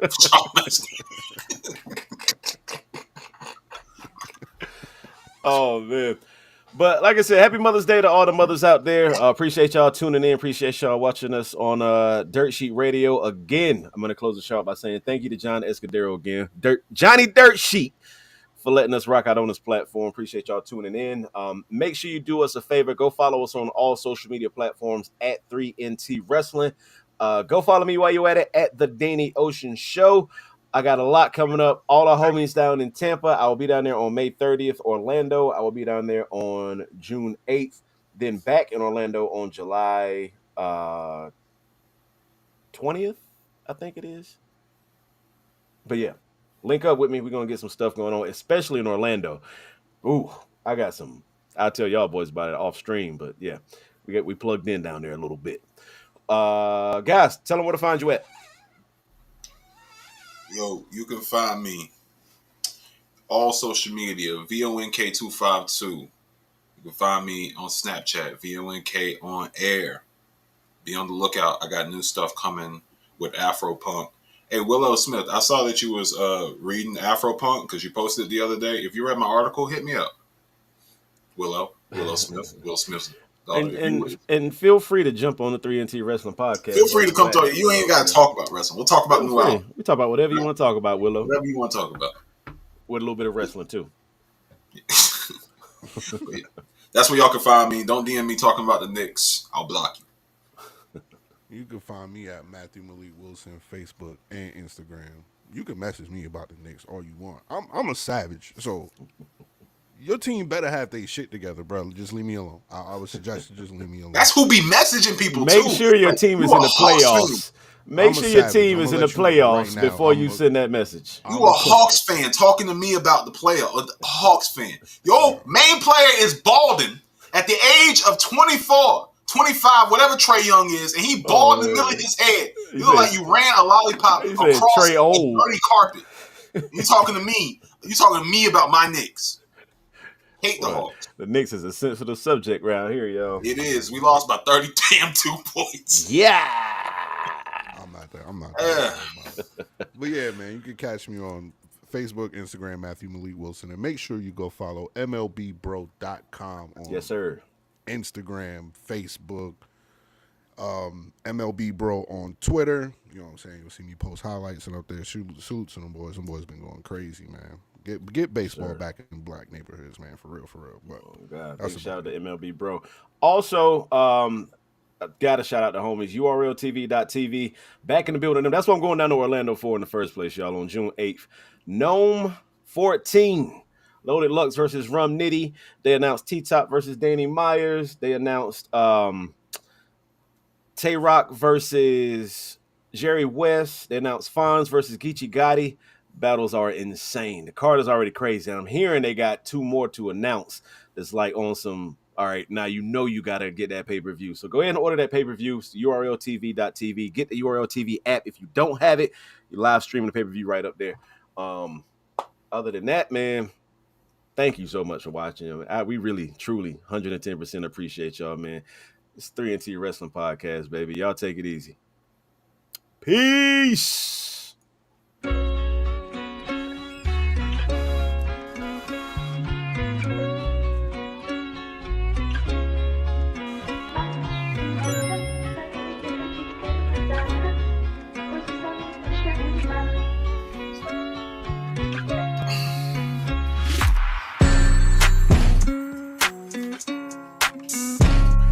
up with these jabroni ass niggas trying to sit down?